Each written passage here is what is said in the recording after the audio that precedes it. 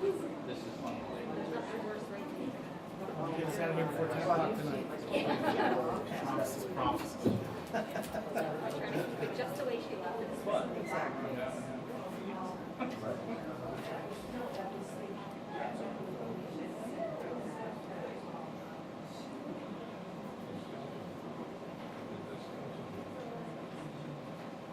Seven.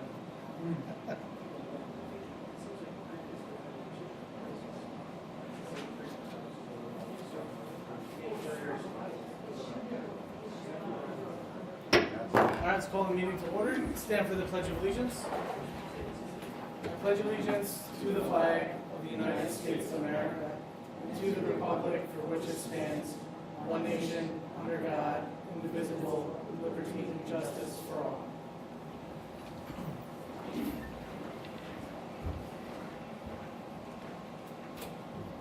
All right, so before we get into public comment on agenda items, I just want to just give a shout out to our deputy clerk, Seal, and to AJ who works in the building department. So what was it, about a couple weeks ago?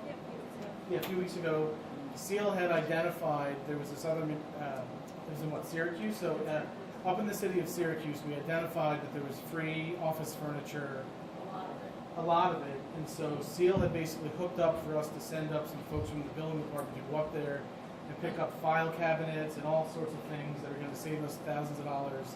So what was it, last week or the week before? Yeah, 2 weeks ago they went up, they brought back all of this stuff, and this is going to save us, I don't know, $5,000–10,000. So, you know, I want to thank her for being proactive in doing that, and obviously the buildings and grounds for going up there and driving all the way up to Syracuse. So that was definitely.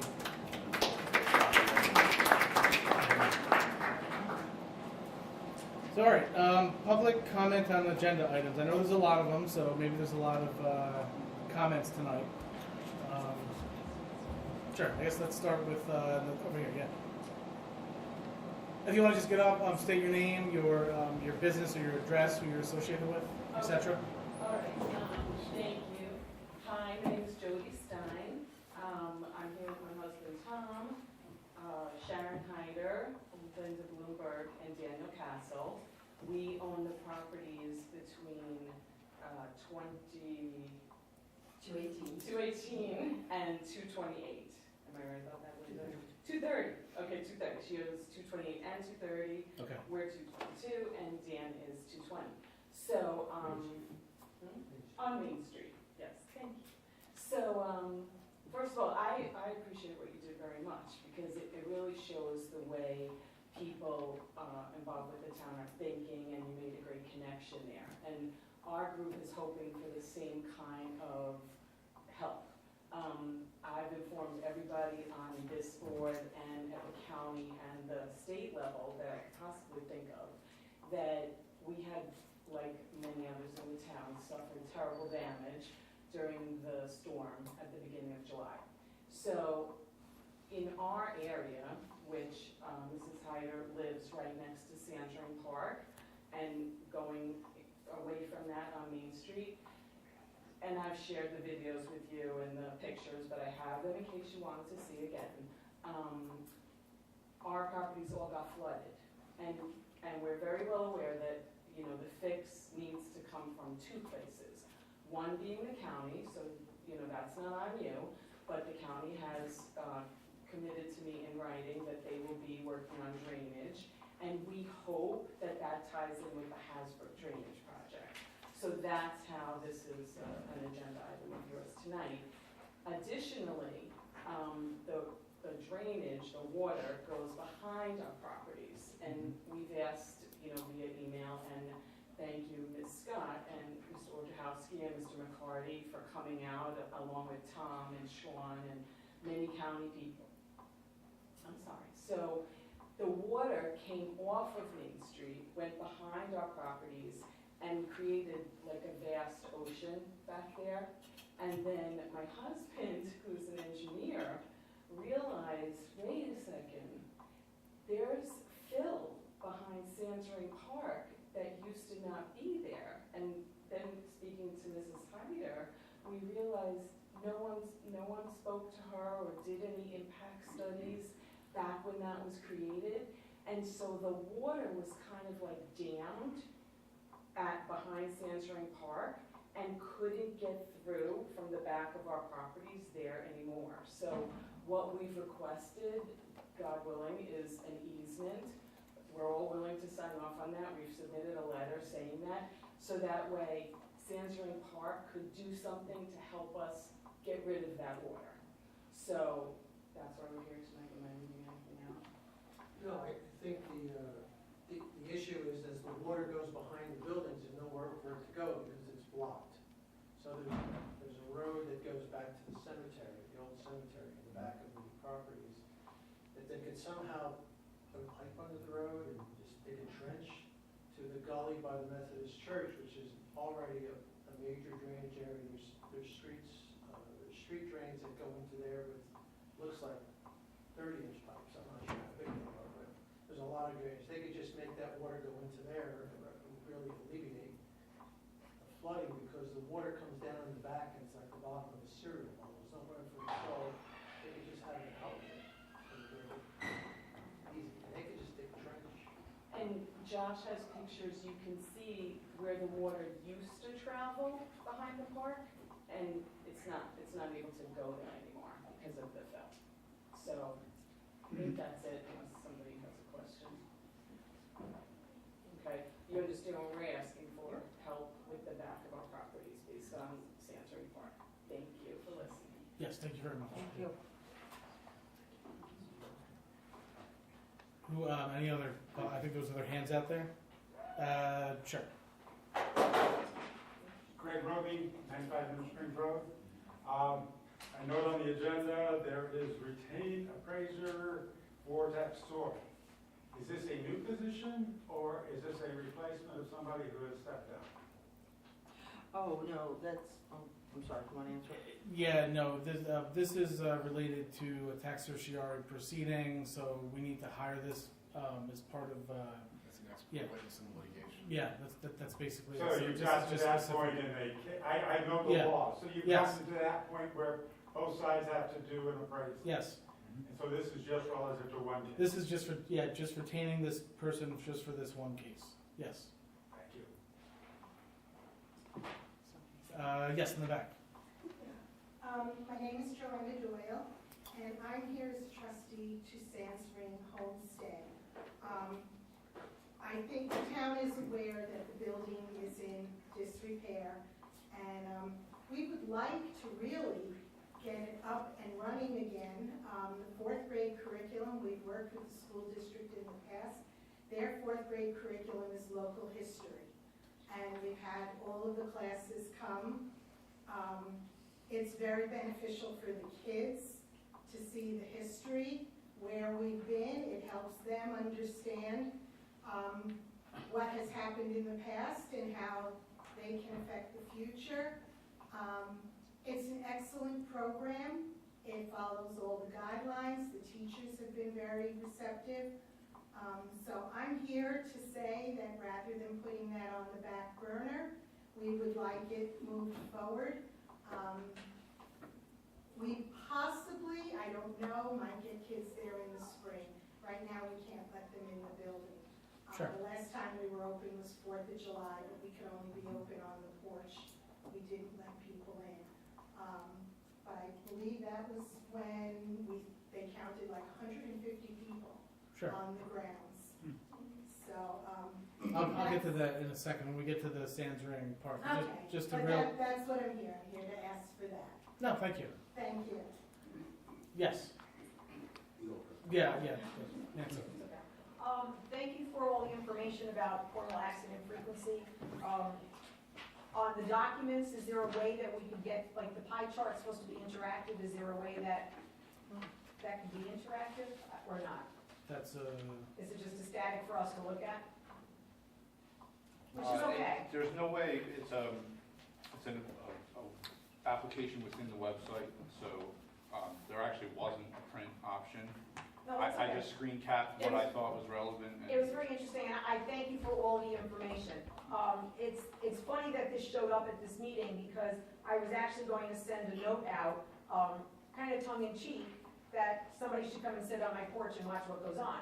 I live on Quaker, right opposite the intersection of 9W southbound. It is amazing, and this is so not a reflection on our police department, who I have all the respect for, and I think you and your staff they do an amazing job.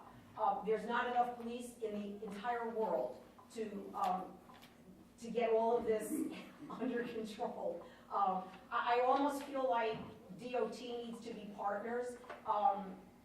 In addition to what I can see from my porch when I leave my driveway and I go towards CVS, what's becoming one of the most hazardous places is all of the cars that shoot off of the northbound exit going towards 32.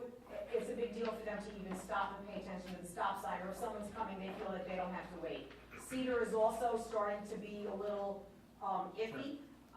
And what I've noticed is maybe the stop signs through DOT need to be a little bit more prominent, and maybe some directional also on that triangle on the southbound ramps, because people will go up there and it's like they don't know where they're going, and coming off of it actually. When they come off, then they're turning, going to 32 when they could have done the other ramp.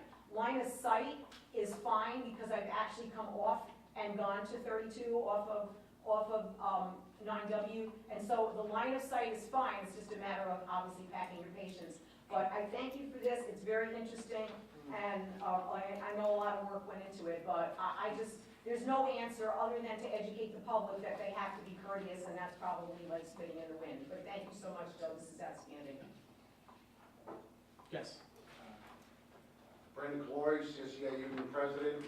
At the last work session, for item 5, that's going to be discussed tonight, 2 of the town board members were not present. My only question is, were you brought up on the reasons that I was asking for this time, or should I go through them again? Has everyone been educated on item number 5? It was Carrie and I, Yeah. we were all. They basically want it for conference time so that they can, so if there's trainings, and they can go and bring back the information to the town employees, rather than burn their own, right. Okay, I just wanted to verify that there was, Yeah, we've been briefed, thank you. okay, thank you. You're welcome. Is there anybody else? Yes, Andy Piskowski, 479 yes. Angola Road. In regard to our previous conversations about Angola Road and other streets on the town, there seems to be a new buzz around town, perception. There's a perception of a parking problem. There are perceptions of traffic issues.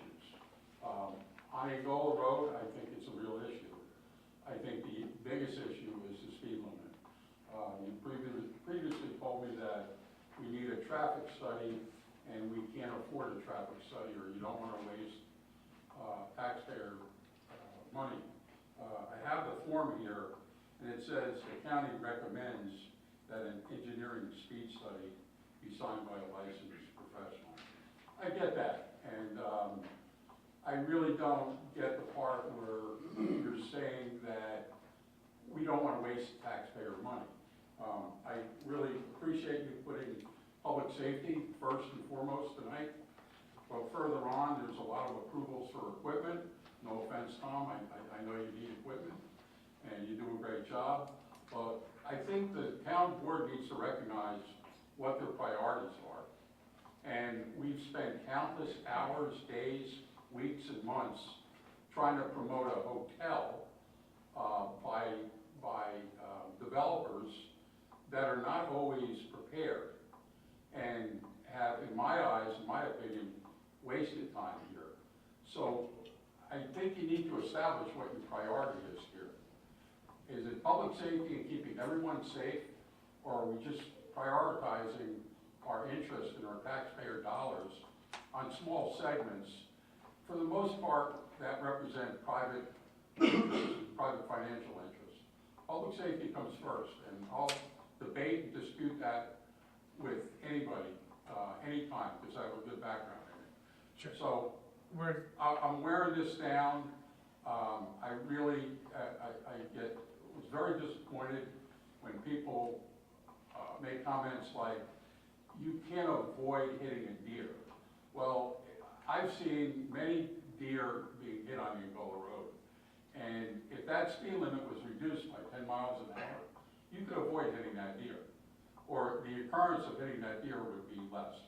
The same goes for any type of accident on Angola Road or any part. We also have Main Street. We've spent thousands of dollars with parking and traffic studies on Main Street. Well, I brought up the subject, why don't we have a white line down the middle of Main Street? And we kind of pushed that around, and we cut people off when they tried to discuss the history of it. Well, now that we have an abundance of parking, why don't we promote trying to eliminate parking on one side of the street? Someone said to me, the chamber isn't going to like that. Well, I think that we have to establish who runs the town and who manages the town, and is it the chamber or is it the supervisor and the board? So, once again, let's establish our priorities in this town.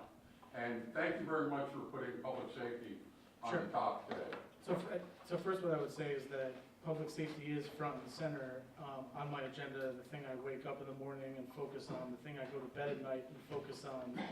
And this board last year made sure that we restored funding in the budget to fully fund public safety functions in this town. And we did that, and we did that against people that were against us doing that for certain reasons. So to say that we're not funding public safety, I think is completely false. Second, what I would say is that, and I think as we get into, I'm gonna have an update on some of the items that you have, brought up, as far as traffic studies, et cetera, because we have had some discussions with the county in the past couple of weeks in preparation for this meeting. In terms of traffic studies, and Tom, correct me if I'm wrong, but there's a new process now, which we... The process used to be that the state handled the traffic study. They went away with that, and just very recently, the past few months, the town board would pass a resolution, the county would request a traffic study on the state's behalf. Yes, so so now what has to happen is we've got to pass this resolution. So there is a way now to have this, to have this paid for by another entity. Now, of course, once this goes up to the DOT, I know we want a reduction, I think you said 10 miles an hour. This is solely going to be based on the numbers. So, and this is why, like I said, with Mailer, they're going to look at the numbers and they make the decisions based on the numbers. And there's really not much that we can do about that. So I'm happy, any group of residents in town that would like us to pass a resolution for their road, if it makes sense, I'm happy to pass that resolution. It probably makes sense to start with Angola since it's had the most discussion. Steve, I guess we'll have to look into what should be in that, resolution. But then it goes through the process. And then look, that's going to take some time. I would think if the state and the county are kind of, more involved in this after we pass the resolution, that could take a long time to happen. But we'll at least get it sort of out of our hands and onto the next step. I would say we go forward with, whichever roads the town board wants to sort of pass resolutions on. I mean, certainly Angola seems to be the one we just did one on Mailer. I don't think anything's really going to change on Mailer. I don't see a need to do another traffic study for Mailer. Well, there's a procedure for town roads, and we've done that before, and you submit your application form for the county, and they require a traffic study to be done by the municipality, in this case the town, and then they either agree or disagree. If they agree, they pass it on to the DOT. If they don't, then, well, there's an end to it. But this is a county road we're talking about for Angola. That's the process. There's a resolution we can... So the county commissioner said for you guys to pass a resolution, and the county would submit it to the state for study. I was told the same thing. Yeah. All right, well, we'll see what they have, and certainly we can So frame, whatever it is. I have not heard of the process for You did say it municipalities. just changed back. So this was a recent change? Very recent. Yeah, we had this conversation in preparation for this meeting. All right, so the county had said that they don't do Steve, studies. Everton is the commissioner for Orange County Commissioner for roads and grounds. He's the one that mentioned it to us. It goes to his hands and he passes it. No, certainly. Yeah, he actually has to sign up on the It's form, just- I believe, It's a yeah. county road, the county makes the Yeah. decision. That's why it goes to his office. Okay. So I mean, obviously we've got Angola, the section of Main from the traffic circle down to Academy, that's currently county road. Parts of Quaker are county road. It's kind of like there's different sections that are, Mill Street's a county road. And then what was the process for 9W and Route 32? Because I know those were on the, I don't think the state's going to be reducing speed limits, so that's almost a non-starter, I would I think. also think that reducing, let's say that we did get success to reduce the speed 10 miles less, it's not going to stop people from speeding. I mean, it's got to be another way to prevent people from going fast. So, I mean, I think, you know, and I don't have any issue passing resolutions for the county roads if the board thinks that that's what we ought to do. I mean, certainly Angola, Main Street, I don't know that, you know, we could do, I don't have an issue, 32, Main, parts of Quaker, Mill, we would just have to see how we're gonna, I imagine it would have to be the, what is it, the, how do you cite roads, Tom? It's like the different, yeah, I guess, what, like the mile marker or the whatever, yeah, I guess whatever sections, we're gonna have to get right down to the different sections because, you know, some of these roads are part town, part county, so we'll have to figure out what parts we wanna, I mean, like, in terms of. It's the only road that Yeah. we have part of, the rest, So maybe we do Mill, Maine, Angola, although I don't really know too many people that are going 40 miles an hour down Maine. but don't we have, isn't it Otter Kill Road and, is it Otter Kill and Pleasant Hill? Are there already, those are both county roads? Otter Kill's a town road. You sure? Positive. Okay. There was a speed reduction on that road, correct? It was 45, now it's 40.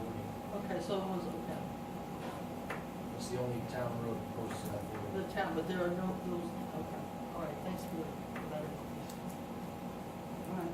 So I'm happy to, as far as the process, you know, county roads, let's figure out the right county roads. Happy to, you know, pass resolutions for those. State roads, Route 32, Route 9W. Steve, has this been done before? I'm not aware of any resolution the town board can pass to request a county road to be, I mean, you can do this, same thing as sending a letter over, but it's not like the same process as getting a speed limit reduced on a town road. Now, Tom's saying that they changed in the last few months, I'll have to look into that. I'll Yeah, Tim, report back to too. the They both board have as the to discussion. what the process is, and you can go from there, but I wouldn't start enacting resolutions until I'm. That's what I was saying. We should probably maybe reach out to the county attorney and see what he has to say That's, about it. I'll do Right. that this week. Was it Rick Golden or? Okay, so Alright. so, but in terms, I think some other issues that were brought up. Obviously, we've got the white line down the center, one side of parking. My understanding, so here's where it gets. Because we actually looked into this a little bit for like the New York Forward grant, was how would we do pull-in parking and eliminate some parking on one side? And what we found out is if we start changing things, right now, the road is not it's not like a standard road, so it actually doesn't meet the fire road clearance guidelines. So anything that you're gonna do on Main Street to change that sort of stuff requires you to go to the Department of State to basically get essentially like It's a waiver. yeah waivers, variances. And so in my conversations with the state, varying degrees of like yes, maybe, never.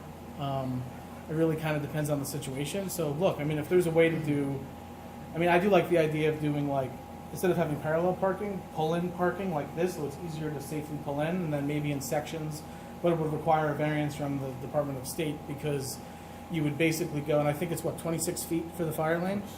On Main Street to do any of the stuff that he is mentioning and that we've looked at, you gotta go down to like 20 or 21 because it's not wide enough. So that's where the issue becomes. So I think, you know, certainly something we could look into. If the state's willing to grant that variance, then we could, but I don't know how the fire department's gonna feel about that, you know? You know, I mean, it's, we're currently grandfathered into whatever we have that's a non-conforming. Pre-existing. Yeah, Yeah, that's what we were told when we looked into it. So that's Main Street. As far as, you know, is there anybody out there in the, you know, now that we're having this discussion, is there anybody out there that's looking for more than what I had just, you know, what I had just said? Is there, Andy, you're here, so, you know, what more would you, what do you, you know, I mean, you're here, let's have a discussion for a few more minutes if there's, Discussion is that the cars are going too fast. okay, On Main Street, 30 miles an hour is not practical. okay, Cars parked on both sides of the street. If you take away one side of the street of the parking, I don't know whether 30 miles an hour would be a problem. okay. But it's a congested area, and I don't think 30 miles an hour is appropriate. Okay. Does anyone dispute that? Does anyone think that cars should travel at 30 miles an hour down Main Street with cars parked on both sides? No. I thought it was 20. No, look, you know, so as far as Main Street's concerned, I would say, look, Main Street is a pre-existing condition. It would be great if there was a way to reduce the speed limit down. You know, I would totally be for changing how we are doing parking on Main Street, but it requires a variance from the state. So I think unless they're willing to give us that variance, that's really the issue. So certainly, I mean, I'm happy to have that discussion if they're willing to grant us a variance and the fire department thinks that that's okay and they can work with that, then, you know, I don't see any reason not to, you know, not to pursue it, or at least not to have more discussion around it. So wouldn't the county have to apply since it's their road? So the county, interestingly, and so this is where the county actually wants to turn over Main Street from the traffic circle to Academy to the town, and then pick up all of Quaker from, or basically the traffic circle to, I believe, Route 32, is what they had said to me. They already have from 9W to 32. There was a section in there that they said they wanted to do a swap on. They tried to give them a link, but they didn't take it. They Yeah. don't like it.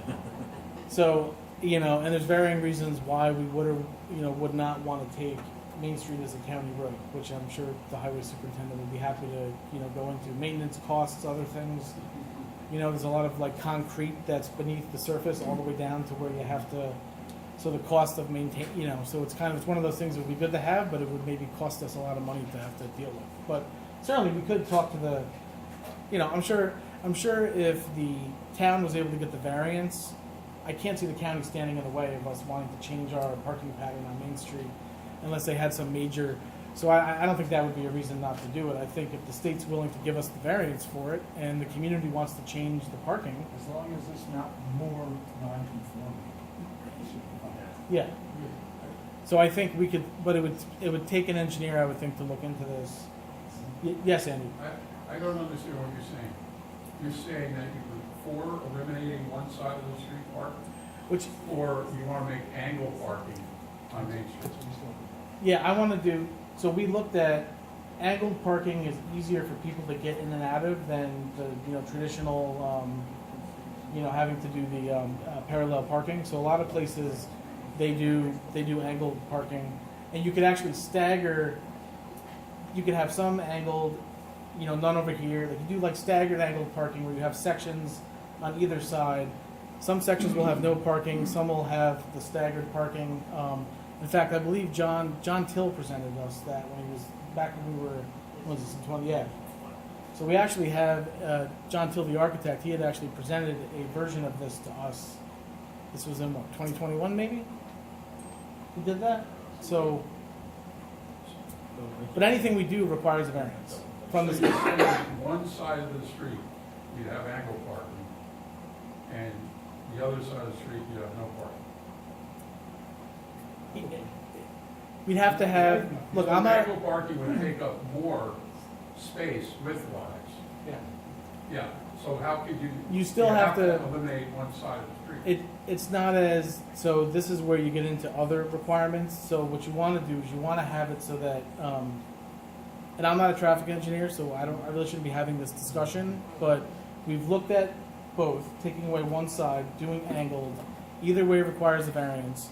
We need to have an engineer do more work on it. And I mean, I think before we get, you know, too in depth in this, let's just say if the public wants us to look at it, we'll have our traffic engineering firm look at it, and we'll start the process. I mean, is that something the board would maybe want to look at? Do you feel parking is fine the way it is on Main Street?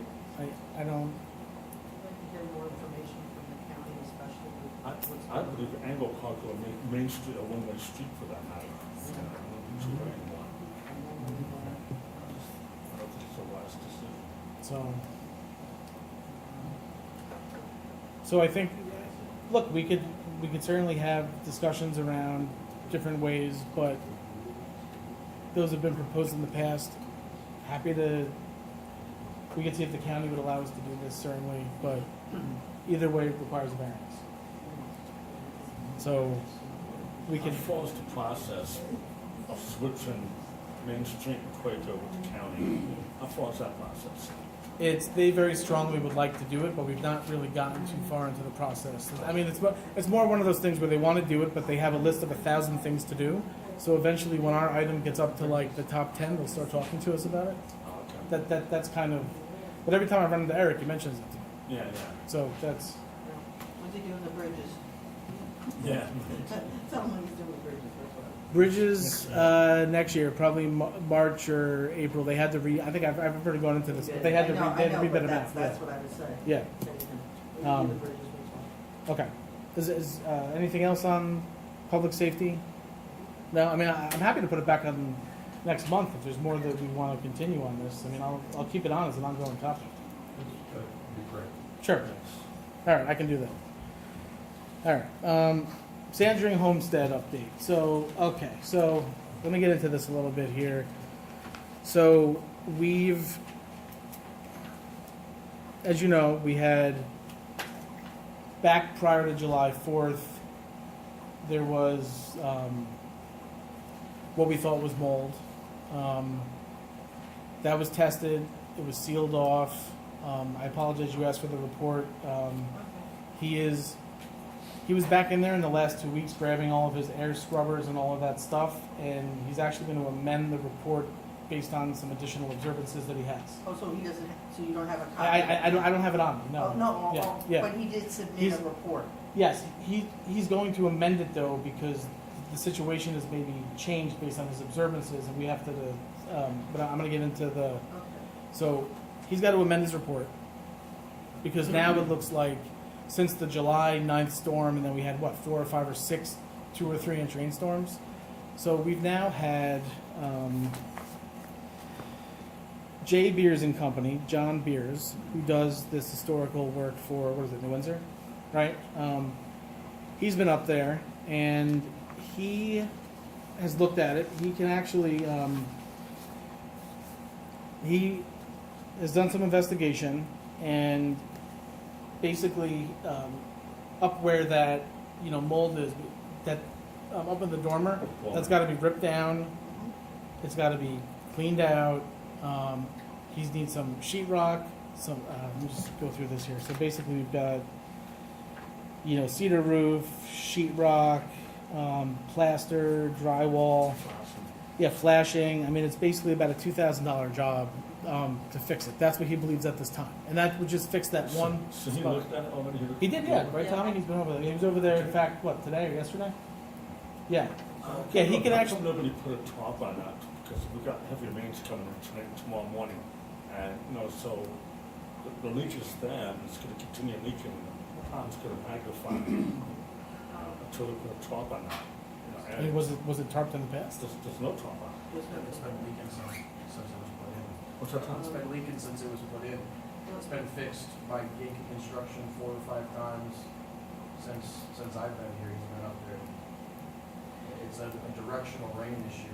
I myself have ripped the plaster out before and put drywall in. That's why the ceiling in the one wall is drywall. And it happens again. It's very directional rain, or like when ice melts. It's not every rainstorm that it gets wet. So where do you think the leak is coming into? And where's the source? Huh? The roof of the dormer. The roof of the dormer? Is it part of the flashing, or no? I don't know. He's gonna take the whole roof off the dormer, put some material down Like underneath. ice shield? And put the roof back on, and then fix the plaster inside. We happened to meet him, on Saturday. He did happen to stop by Sands Ring because the trustees were concerned. They wanted to see the condition of the building. Because the 4th of July, there was some disagreement as to whether it was safe for them to go inside if there was mold. It was What I'm saying is, well, there are people who are actually allergic to mold. Sure. So you have to be careful with these stores. Sure. Even if they're toxic or they're not toxic. No, Or it was allergic. sealed off. It's perfectly safe to go in the rest of the All right, building. so, to finish. Yep. John, I did open it up for John to look at. The priority is to fix it, repair it, and stop it from leaking. We can talk about bigger projects, but right now, we don't fix where the, He's the getting in water there, coming he's in. getting in there on No, he's Friday. great, he was Friday. very nice. What I'm saying is, his priority was to, one, stop it from leaking, repair it, patch it, and then start examining as far as the whole roof system, what he's going to do, which is gonna be more money. Now, one thing I'd like to suggest, just some research I've been doing, is that you could actually, at this point, you could actually have him fix the water, from leaking, but then go around the building, assess other areas. We can actually apply through Assemblymember Ekis for what's called a capital project, and there's some money there for us if we can move and apply for it. I know it's not gonna, for everything, but it's a good chunk and it's a good start. But I do want, I really urge the board, like, we take action, let's fix. No, we've actually been trying to get somebody in there since he's- the initial mold. It took us like over a month to even get somebody in there. Yeah, Right, and he was trying, he told me that. we've been. I mean, the second we identified this, we were trying to get someone in there to look at it, and then Friday is when you can get in there and you can do it. As far as, in fact, I was out there the other day and we started, looking like, oh, look, we've got the windows over here. So one of the windows, there's siding, there's paint. I mean, we were starting to, do a little bit of a catalog of stuff. Right, inventory, Yeah. then we know what it's gonna cost. As far as the New York Forward grant, and this is actually where I've asked the Sands Ring trustees. I believe they're hopefully going to be meeting on Saturday. I'm hoping. I know that Scott Stewart, who's on he had actually called a meeting because I don't think there had been one, like a more of a formal meeting since sometime last year. He had called the meeting so we could start sort of talking about this process and also opening it up to the school and getting more kids in there. I've put in the New York Forward grant as a placeholder $100,000. But what I need is, John Beers or whoever to help determine, what the scope of that's going to be, and maybe it's not just, exterior, interior, maybe it's exterior too. So anyway, I'm putting some money in there for that. As far as the, getting school kids in there, Joanna, you had mentioned that. And so one thing I wanted to ask about that is, somebody was telling me in years past that the school district had actually provided a certain amount of funding for that, or maybe they provided transportation, or is that happening anymore? Has the school district funded that in recent years? It's up to the school to get the kids there. Yeah. Most of the time they walk if they can. They do have to, the school has to put in for a bus. Sure. If they think that they want to bus the kids. So we try and do it in the spring when the weather is better and the kids can walk. And they actually have all walked holding umbrellas. Sure. It's not that far from any of the schools. We have a certain amount of money for our supplies. And that's spent on whatever we use for crafts. The kids do dolls, they do cornbread, the things that we do with them. But no, that's the extent of the money that is spent. Okay.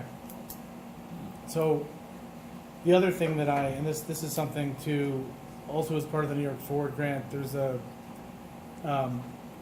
part where we can ask for money to maybe come up with like a pamphlet or a brochure or handouts for school children, or it's actually something we can pay for. So if we can somehow get the Sands Ring trustees, the Historical Society, whoever wants to work on it, to develop some type of a a handout or some different things, we can actually get that created by this too.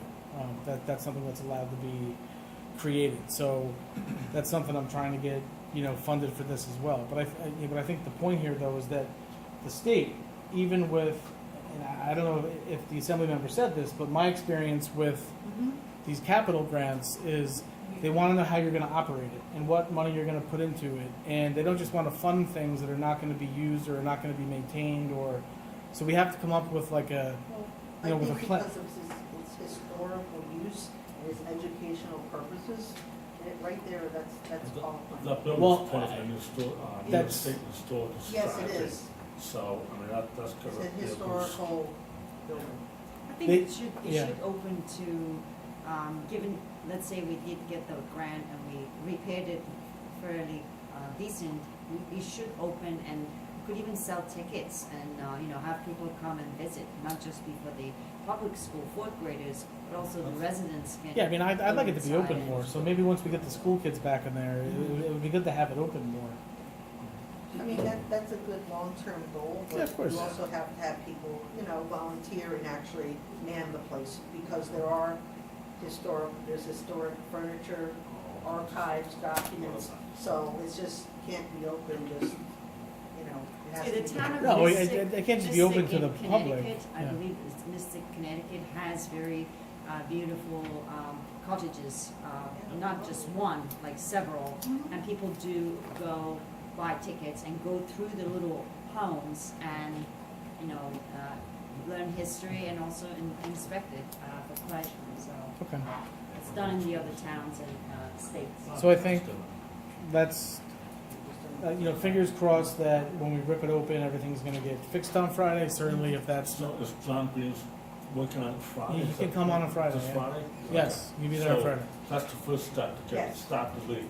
Yes. And we can go from there. And then we can go from there and start building out typically we put about anywhere between $15,000 and $20,000 in the budget. This year we had 15, and we're down, and we've spent about $3,000 so far. John Beers is going to be another few thousand for his work, Okay. so that'll still leave some left over. Obviously, we can figure out if there's additional work that could be done within that amount. But next year we'll have to figure out what's the appropriate amount that's got to go in the budget to fund, or if we're getting grants, maybe it's not as much. But we'll have that discussion.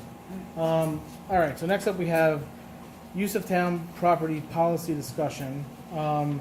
You probably have the new, so we obviously have the two previous versions, plus the town clerk's, I believe she had, her stuff is in here too. It looks like Mrs. Scott has put together a version, verbiage that I think captures some, maybe a good amount of what we discussed last time. But so I think, obviously, I don't think we should adopt it tonight. We can certainly, if the board agrees, we could put it on. So the one we got, Mrs. Scott sent, is the hers or which one is? I have two of them. So there's a new one. There's a newer version. Just the new ones. It's the So the newer one version. you emailed is yours. Yes. What I have submitted is after listening to town personnel, including the town clerk, recreation, and our highway superintendent, I rewrote it, I revised it, and I would like to discuss the background of this policy, since the town does not have a written policy, and it's a good thing. I think things have changed and people want to use more of the facilities. There's a demand, I see it every place. But it's developed to address all use of real property and recreational facilities owned by the town of Cornwall, except for regular ordinary use for such property authorized by the town. The intent, and this is what I wanted to say, the intent of this policy is to create a consistent user policy for all applicants. Okay? I'm looking at equity, consistency and equity, so that anyone that comes to want to use the property, they follow the same exact procedure and they're treated the same. So, and then what I heard from our town personnel is they want to be notified. They coordinate so many of the support services in terms of crowd control or trash removal or getting the site ready. So that's there. But I also want to reiterate is the town board, historically we have the authority to grant permission for such use. once this policy has been followed. And the intent, you'll see in this, a lot of this goes through two things. There's an application or an event permit. It's going to go to the town clerk's office. They'll also prove that they have insurance, liability insurance, and naming the town as an additional insured, if that's the case. Because as Councilman McCarty has said, we do want to protect the interest of the town from any kind of liability, but we also want to make things available. We also want to communicate, and we want one way that everybody understands.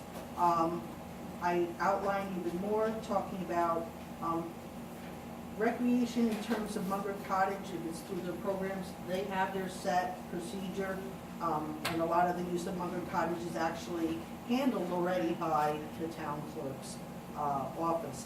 I just thought putting out points 5 through 8, the Girl Scout cabin, American Legion building, Little League fields, and Laurel Crest.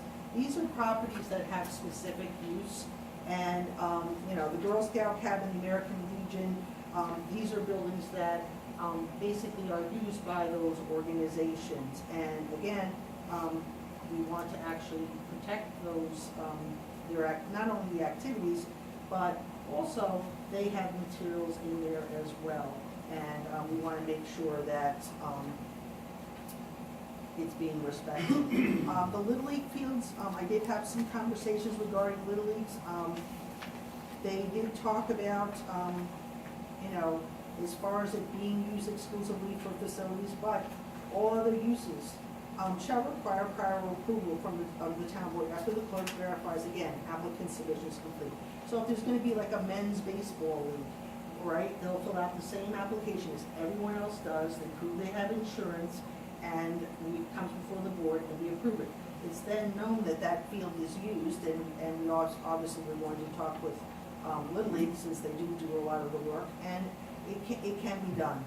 Laurel Crest Park is the other one. There's been a very high demand between lacrosse and soccer, and again, we want, and they have been doing this, they'll submit for their activities an application to use it. But I do think that one thing I'd like to eliminate is just sending an email and saying, hey, we want to use this for 6 weeks.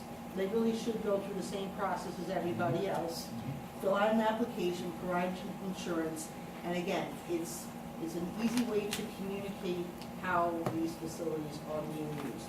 So that's what I'm proposing.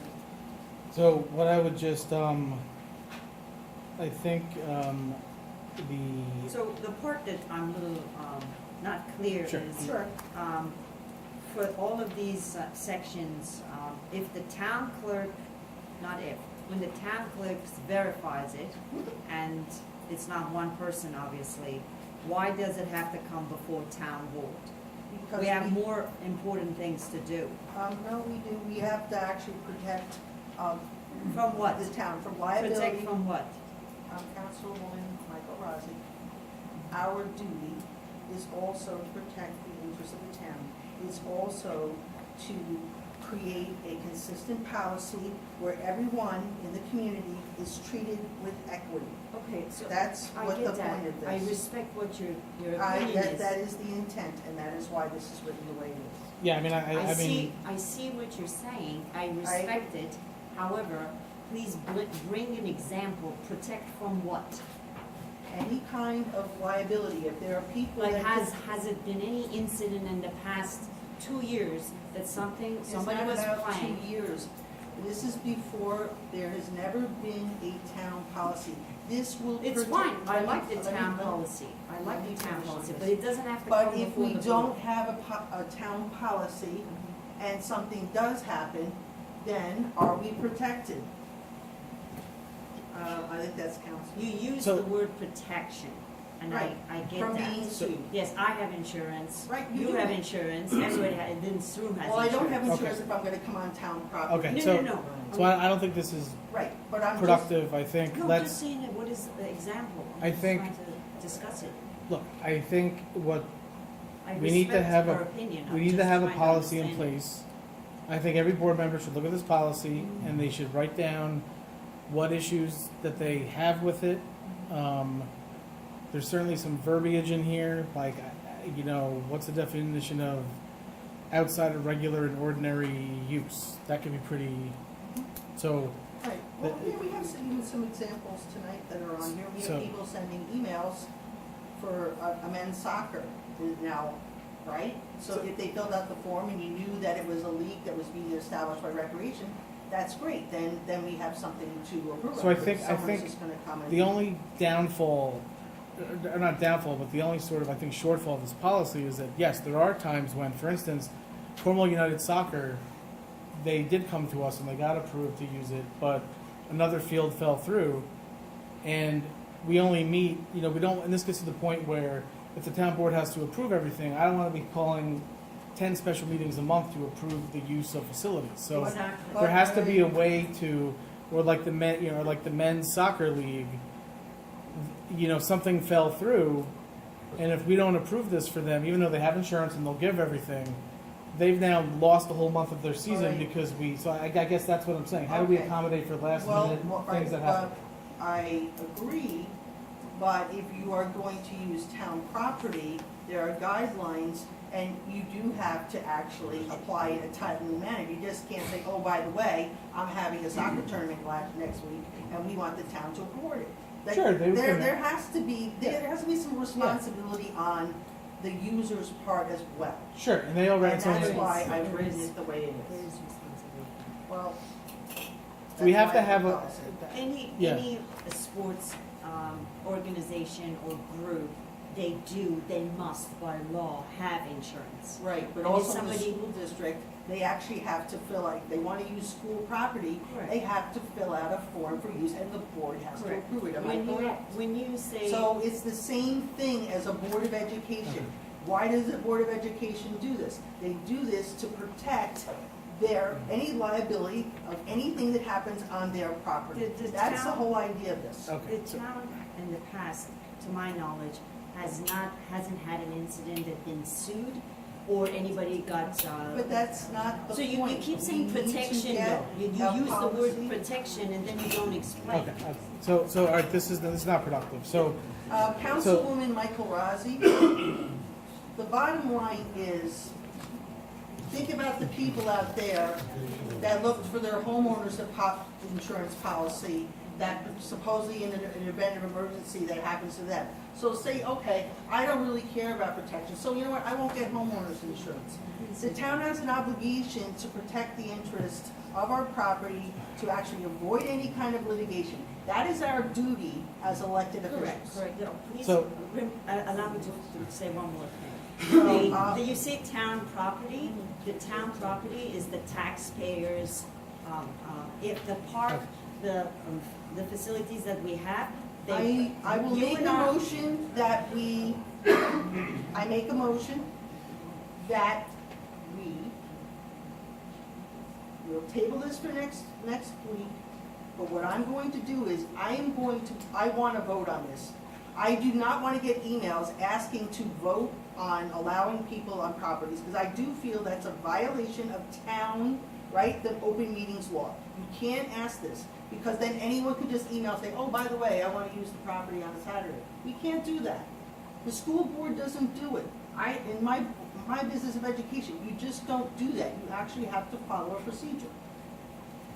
Jen, No, no, I just want to ask her, so the Cornwall United Soccer and Lacrosse, do they currently have on file insurance? Do they have special event forms or any type of forms on file? No, because I think they've been emailing. Right. This has been, I'm just saying, so, but here's the thing.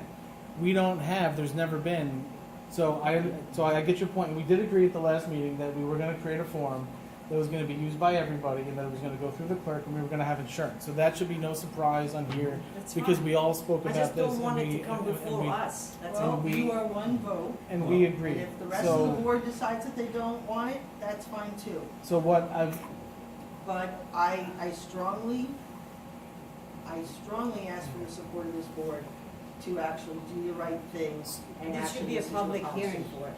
No, sure, we'll just keep Okay, doing so- what we're doing. So just one more thing real quickly. So the, in terms of the requests for tonight, because we do not currently have a public event permit form on You know what, file. I'm actually thinking about making a motion and let's vote on this tonight, because if we're gonna just, I'm gonna second your motion. I'm making a motion that we adopt this policy effective tonight. What do you do with rain days? Well, that's, Work it out with the clerk's office. So I make the motion.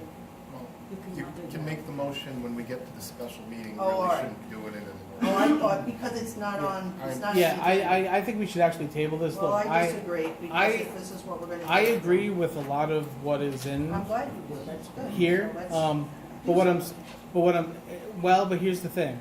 We don't currently have a public event permit form put in place, and we have groups that we really need to develop a public event I actually permit. started one, and I've actually So- gave a draft to the clerk, just So- to have them look at, because I thought I'd help facilitate, since I'm bringing this up. So I think we should table it. Well, I'm gonna second your motion on, Thank you. no, To me- on this is table, not clear. because I did not see that permit that you're talking about, that special event permit. I never seen a Right. copy of that. Right, but what I'm saying is that I'm not gonna vote, these things with the emails, I don't wanna vote on this tonight, I want a policy. No, And I want everyone to follow it, because we keep going down this path, and it does create chaos. Could've waited 1 week. If we don't vote on the other things I mean, tonight, yes. they're not gonna be able to start their travel soccer. They already have insurance on, this is how they've been going at it for a decade, so. What I'm saying is, would they fill out the form, Jen, that you have in your office, would they fill it out? And then, would we have that conditional, Steve? Do we have a conditional that they just fill out the form? Of what condition? And then the conditional, their approval. This email stuff all the time, it bothers me. We shouldn't be doing this. Yes, you could absolutely conditionally approve it. You can make them file anything, fill out anything, whatever it is you Okay, want. that's fine. Certainly something you can do. If I could just address the Yeah. issue of this motion. The policy is not on for resolution tonight, so there's no need to make a motion to table it. If you want to make a separate motion during the special meeting to approve it, you're free to do that. It's not on the agenda, but, the board allows for that. And then, once the motion is made, somebody can make a motion to table if they want. But there's no point in making a motion to table if there's no resolution that's being considered. So this would have to be, may I ask the legal, because this is as far as I go with Ray. You would have to actually draft a resolution to adopt this policy, am I correct? No, you can do it orally. Oh, so, okay, because when I'm hearing this resolution, that's what I was, okay. Well, so when I have to say make it's a on for, motion. you have an agenda for your special meeting, you have things Right, listed for but resolution. again, it wasn't, well, everything else is on as far as the agenda, but this one is not on. No, it was just on for discussion tonight, because Okay. it just got recently submitted, and now you've discussed it, you decide what you want to do. Yeah, I mean, I would think, and I mean, there's certainly some, I think clarifications that have to be made to Well, this. I'd and also so- send it to council as well, to get some legal clarification, maybe we can have a conversation back and forth as well. Yeah, I mean, I think as long as we have a version, and I actually think we're probably getting close on this, as long as we have a version that meets the need. I don't just want to adopt it. I mean, there's some questions I have. I think we're headed in the right direction on this. We agreed that the clerk would have the public, event permit form. We all agree on the importance of insurance. That is very important to have. We have to have some flexibility in here for rain dates or last minute things that do happen. Well, they could propose that Yeah. in their, Can I say Yeah. one thing? As far as Munger Cottage, yes. it says, no use shall be made of Munger Cottage by the public except upon prior approval of the town board. But we get people that call on a daily basis to use Munger. Okay, so what would you suggest? I see there's something like, right now, there's like an art collective that they want to do like a Right. market. All right, that would be something that I think we should approve. Right. But give me an example. I mean, I know there's regular, ordinary people, like there's people Right, for like football, counseling. stuff like that, right. Okay, Like if somebody wanted to hold like a music thing there, they could call the office you and. mean like a concert? No, Sometimes it's Okay. like never to make money or anything, but, you know, Sure. like a little concert, something like a jazz thing. Oh, like the library Something like that, sometimes? yeah, like Okay. they could call and say, can we use it on Saturday? So that's 3 days away, you know? Do they, I mean, I know the library, hopefully they. Right, soon. I'm just saying, you know what I Okay. mean? But we do get calls often that, you know, people want to use it on Tuesday and it's Monday, you know, so. I think you understand the intent I'm trying to get in terms of just Right. something consistent. Right, but as far as Munger from 4 Fine. to, you know, and on the weekends, Okay, you know, we control Munger. Right. perfect. I, And we no, have a- I support Right, and we that. have a system and it works really, really well. All It right, works so really well. all right, if you do me a I favor, just shoot don't- me an email and I'll, So can we actually, I think the best way to do this would be to get a red line going around on this, and that would be the best way. A red line with everyone's initials for comments that they have, so this way we could, let's just move on. We'll we'll do that, I anyone that apologize has- for belaboring this, but this has been going on for a number of months. It's and a, I hey, it's a just work want- session, right? We're supposed to work on things, right? Exactly, I just want to Yeah, get so it there we- to a final Um, draft. Thank you. Okay, so next up, we have retain appraiser for tax certiorari. This is Ira, our tax attorney. He'd like us to act on this. This is just basically for a tax certiorari. We're going to need to do a trial appraiser appraisal, and this would just be to basically hire Adam Sterling of Sterling Sterling Appraisals to do it for $2,500. This is just a par for the course. We do this all the time. Any questions on that? Next up, we have the CSEA contract amendment. So so this is the latest version that was shot back to me by Rob Giudotti, who is our labor counsel from Jackson Lewis. And Joe DePalma handles the non-union stuff, Okay. and Rob handles the union-related stuff. So, in terms of, I know that you were asking for 10 days, and we had maybe gotten it down to 5. Then there was the concern that if we allow, there's 4 officers? So what if all 4 officers are out at the same, time? Or what if, are we going to allow 4 officers each to have 5 days? Okay. And so the question is, right now we've cut it down to 2 days off per contract year, 2 days of training. I don't know if that's the right amount. I don't know how long these conferences are. So, is that too little? Is 3 or 4 the right amount? Obviously, the goal is for the officers to go and to get training and bring it back to to improve and benefit their department and the town. Okay, but Yeah. we still have, which is, I thought we discussed this is fine. We start off with the 2 days, and then I see let's see, are we having request time off of the, so if there was a need to amend or to, like if there was 3 conferences, would we be able to grant them? Well, the question is, do we want? Can we start, what can I ask, Mr. Cleary? Yeah. I guess what do I think you? that would probably, I got a question. Yeah. what are your thoughts of starting at 2 and seeing how it goes? Because then each member would get. I was kind of hoping to come here tonight, and I Yes. really did like your idea, you did with the initial, the 5, and asking, going through the proper approval process. Can we fix that language or not? Like, because my I got a understanding comment. is like, as it's going, I'll finish the, Two days a year is, I mean, Right, no, I know, I have 2 days myself, and I know what you're saying. So I thought originally we talked about 5, but if we talk about 2, I would be willing, and maybe could we entertain and revise this, so that if it was 2 days, if they found like they needed an additional day, could we have a procedure that they would apply to the town supervisor and be granted a day? Can we do something like that? Wow, I thought that's silly, but. I know, but what do we do? But because I'm It's going to not ask you a here. question. What's the average time period for a conference that you find? well, up until recently, it was about 6 days a year. No, you misunderstand my question. Sorry. One conference, Mhm. one training event, Mhm. what is the average time period for that one conference or that one training event for. That's what I'm asking. That's gonna help me out, because 2 days obviously is not enough then. Right. Do you see what I'm coming from? So even if you only go to one conference a year, 2 days is not enough. Yeah.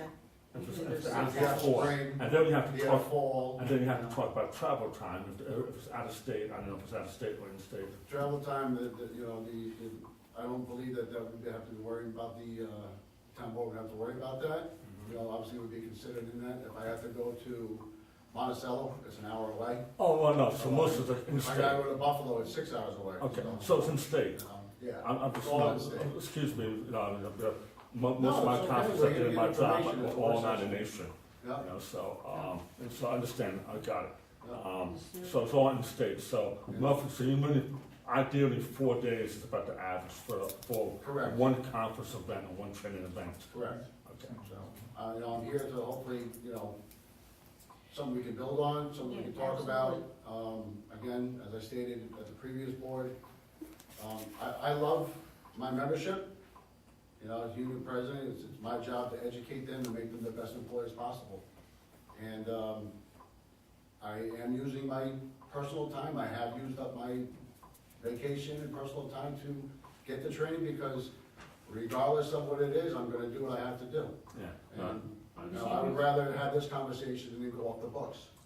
Okay. You know? Would it be agreeable that go back with council and we go back and come up with another amount of days? Would you be all right with that?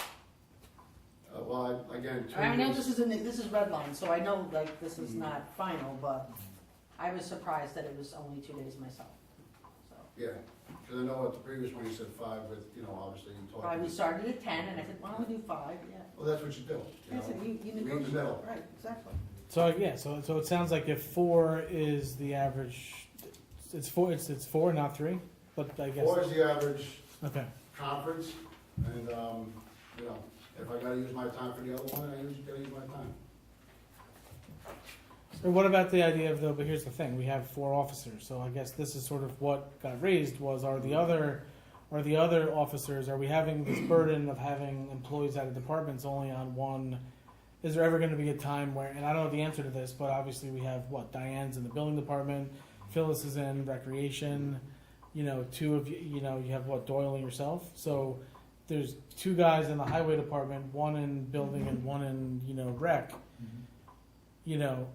Obviously Phyllis isn't going to the, highway department training if there's something specific to that, but are these general conferences for, specific, trades or they? There's, as I stated at the last Yeah. meeting, there's a ton of different safety training. Okay. I have the list right here, if you give me a minute. And there's more and more demand of personnel to be trained in things that you wouldn't imagine. Can you send, Brenda, one individual to go out and be trained as, train the trainer? Listen, we can stagger it. Bring it back. You know what I mean? I'm flexible. You know what I mean? I think I hope Yeah. that Yeah, we I know that. No, you know, put that across to you guys. No, you know. And even in my other capacity as a Woodbury Town Councilman, Yeah. whenever you've reached out to me, or any of you have reached out to me, I've always been very accommodating. Yes. Answering the phone immediately or getting back to you as soon as possible. We're here to help each other. Correct. And whether it's for, a phone number for help with the pond, or additional information that people are looking for, use of the res. You've hit on some topics tonight that I would like to comment on during public comment concerning policy, because I've just gone through it. Yeah. We've also done stuff for, Route 32, but I don't want to take up the time here, we can do that in public comment. Sure. So, but I'm willing to share that information to this board, because we are sister cities, and we are here to work together. So I have this town's employees and my membership at my best interest. So in order to do that, I need to be the best educated person that I can be. Sure, so it sounds like we gotta figure out the right amount of Go back days. to the table. Certainly seems like 2's not enough, now that we know the correct I guess like, how big a, And we could stagger something if you wanted to have language in this particular amendment where, only 2 employees can go at a time or something like that, or, Okay. That sounds good. it's, like you said, Phyllis and Diane are not necessarily going to highway training. You know what I mean? So different conferences and different topics. Correct. But down the road, all 4 could be highway guys. You just never know who your officers are Yeah, gonna be. and it would be at the discretion of the superintendent of highways to approve or. yeah, like no more than a certain number of But again- employees per department. Or actually, I think there's language in here based on the needs of the town, right? Yeah. So- And me and Tommy have a great working relationship. I respect him greatly, and we would never do that to him. We would always, talk about it and work things out like we always do. Sure. Mhm. All right, so I guess let's figure out the right amount. I mean, certainly we're now at 4. So, I mean, it sounds like that's the minimum amount is 4.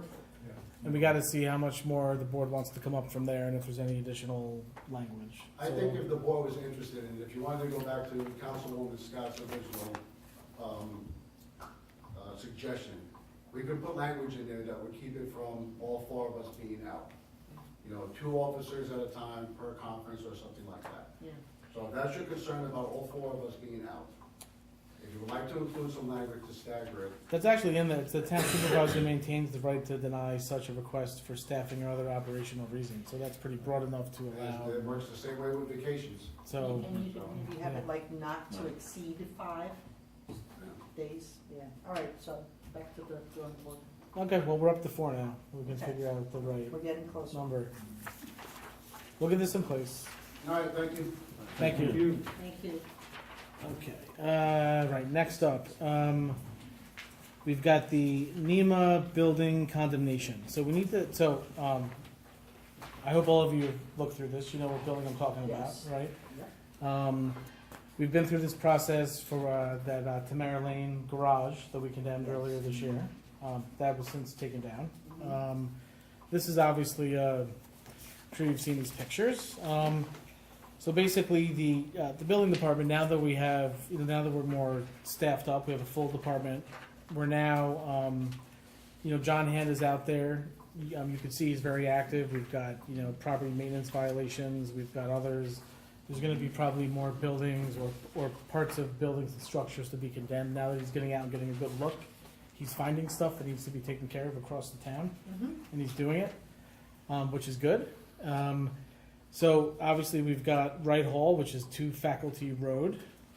This is, I don't know how long this has been like this. I mean, certainly from the pictures, I'm sure you've all seen it. There's an X on the building. It's surrounded by a fence. The stairwell is starting to collapse. It's a totally unsafe condition. I believe there's still electricity in that building. They're trying to figure out how to shut it off. Apparently it's hooked up to another building and they can't turn the power off to this building. What about contaminants like asbestos? Well, they're gonna have to dispose of that too. But this is a safety issue, so he's recommending that we condemn this and have them remove it. And it's gonna be similar situation as Tamara. They're gonna have to do it, or the town will do it, we'll bond it out. We'll do it, and then it goes on their tax bill. Bid it out. Yeah, sorry, bid it out, yeah, wrong word. Wrong B word, Steve. It's a big B word. Yeah, no, of course. So that's obviously the process. I would hope that if we take this action, that they have the ability to take care of it, but this has obviously been like this this just needs to happen like yesterday, this particular building. Is there any questions? No? Okay. No, so this is gonna, This is gonna set up a public hearing. public hearing. Yep. Okay. So, I mean, obviously, they'll be able to come, Okay. they'll be able to, I mean, they already know about this, obviously. Yes. They can certainly come and make their case as to, typically, I mean, look, in some cases, if there was a way to repair the building and fix any structural deficiencies, this ain't being fixed. Right. I mean, this is, Okay. so, I would ask that the board acts on this in the special meeting. We then have property maintenance violations for 17 Taylor and 11 Hidden Glen. As you can see from the pictures, we have some rather, this is on, the first one is Taylor Road. It's just overgrown, it's a mess, it's unsafe. a lot of these are found by, neighbor complaints, or, sometimes you're doing, but that's how I believe this one came about. And so, yeah, he would like us to act on this, property maintenance violation or proceeding on 17 Taylor Road. 11 Hidden Glen, as you can see. The grass is 18 inches high. I guess it's been, there's been an issue there for several years. Nothing has changed. There was a letter sent out in June asking it to be addressed. Nothing has been done. So this is now going on multiple years. Just keeps getting worse with time. Is there anyone living there? Is this person? It appears to be abandoned.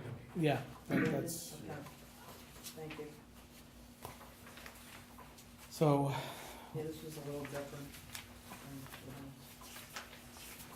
But in many cases, as you can see, the only way to really get someone's attention is to start proceedings, and then usually that brings people to the table. I would doubt if these got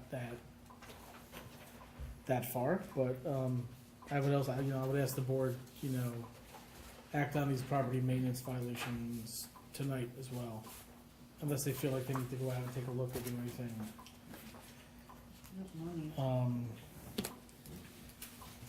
Then have the proposed local law. Let me see. This is the. Make sure I have the right thing here.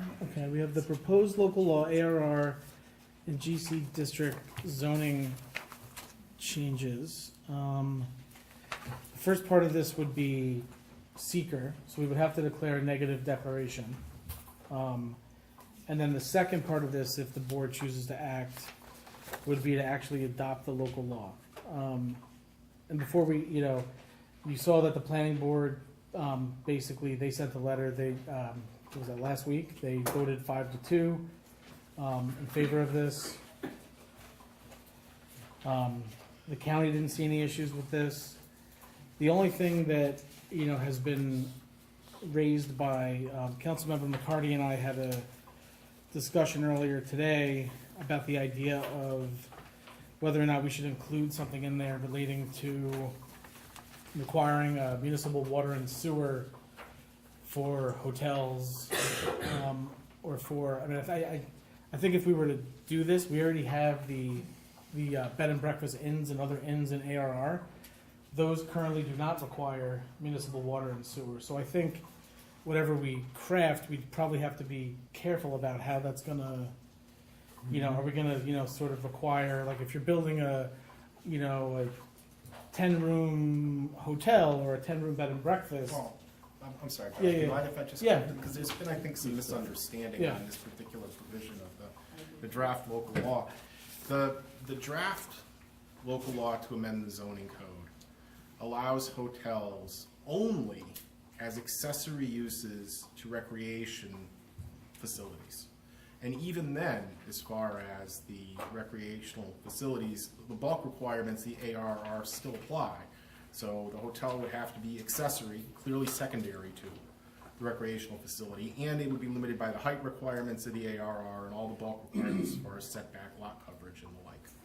So we're talking about not allowing hotels as a blanket measure in the ARR district. That's not what's being proposed in this local law.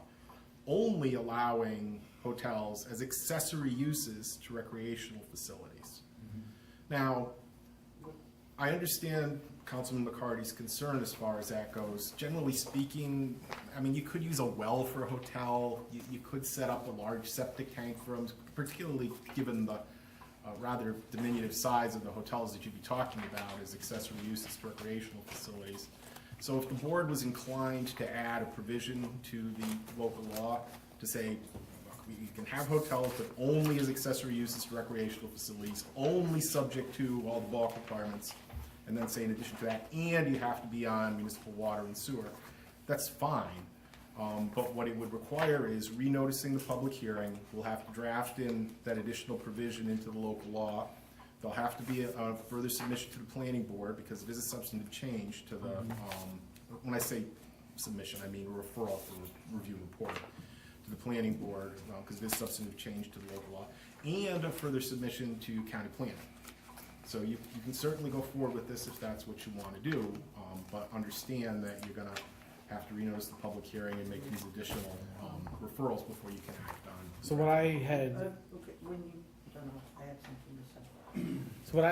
and this isn't just, I mean, I guess the other part of this is actually a broader definition than, this actually defines clubhouse.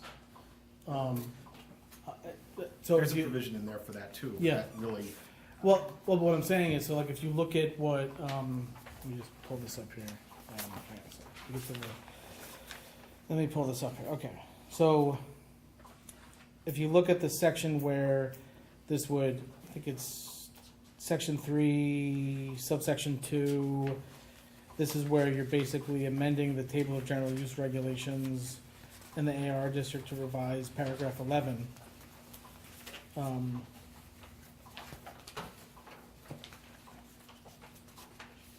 So there's part of what we've done here is we've defined clubhouse and lodge, which didn't currently have, I believe, a definition. that's right.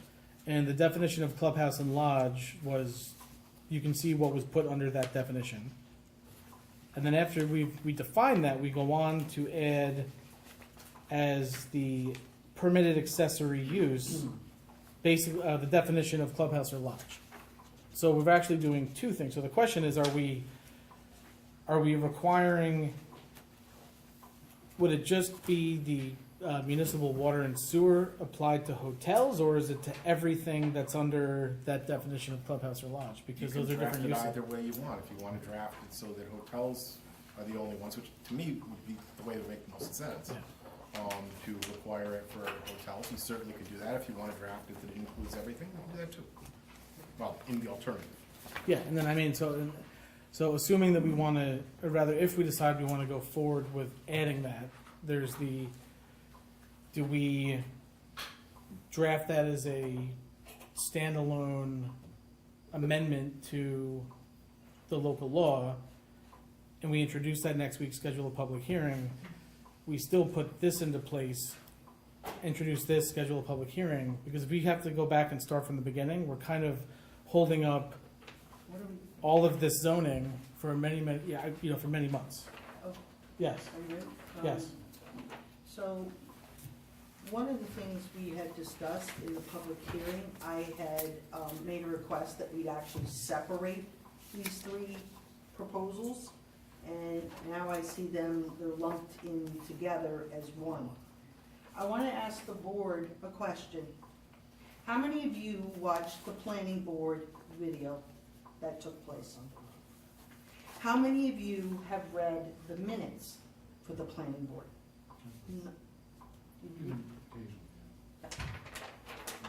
What's on this document for the summary from the town attorney from the planning board is not what was in here. I am going to urge this board to table this, passing any resolution until you read this. It wasn't just 5-2. There were members of the planning board that brought up concerns, and that's not here. That's not in the record. So if you're not reading the minutes, or you're not watching the planning board, this is all we have to rely on. And so I'm urging the board, we need to do our due diligence, because I'm telling you, what's here is not what's in here. And I really respect our planning board and their comments, but it was my understanding, and this is my last point, it was my understanding that we as a town board, we asked the planning board to make an independent, evaluation of the change of the zoning. If you read the minutes, you're going to see that that was not the case. And that's all I'm going to say for now. So I am urging the board to actually, when we get into the resolution, we need to table this. You need to read the minutes. I did my homework, and this doesn't match. So there were two members of the board that were against. The other two had actually, the planning board was actually seeking some more information as to why, so there was clarification that was provided. And Right. this is non-binding. There was two people on the board that voted against it, and the other 5 were for it. Right, So but who gave the input during the meeting?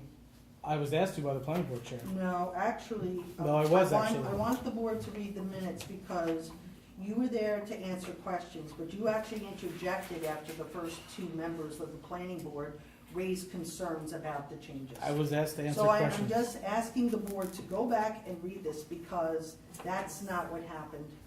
That's absolutely factually Well, inaccurate. watch the film, watch the video. So why is this? being Neil asked brought me up to here now? provide, Why is this even being discussed? I don't, here? I mean, I was asked to clarify. It This- already passed the boarding, Yeah. planning boards and it's It passed the done deal, board with and the we're- clarification, so, It's for us to approve. Well, I'm sorry, you vote as you want. so what we're going to be doing today is, Tim had asked for us to come up with, this amendment. And so Steve is going to draft an amendment around this, and then we have to decide whether or not it's gonna be a standalone amendment, or whether or not it's going to go, or whether or not we're going to make a wholesale change. I would not recommend splitting this apart. This would add months and months and months to the process of moving our town forward, and if we're looking to hold things back and put things in reverse, No, but I then we think would that be, when we would be your waiting on this. suggestions are So I ignored would- and disregarded, so I then would why are you think surprised that- with a no vote or dissent? I mean, we had a majority vote, Mrs. Scott, on this. We had a majority, 5-2, that's majority. But again, I want the board to read these minutes. We're being, I felt even we were misrepresented in the prior planning board, where it was basically portrayed that the entire board was in total support and agreement, and then it was paused and it was changed. Because there were people on this board, and I will come out for the record, I am not in support of the changes that were gonna go on in the ARR and the That has GC been at Circle quite Bucket. clear. That Yes, has I been did, quite clear. but I was not It's- represented as It's such. been quite clear, so Now I'm thank you. clear. Thank you for your input. I appreciate it. Tim, what would, so obviously we've decided that we're going to put this off. We're going to have, the town attorney draft the amendment.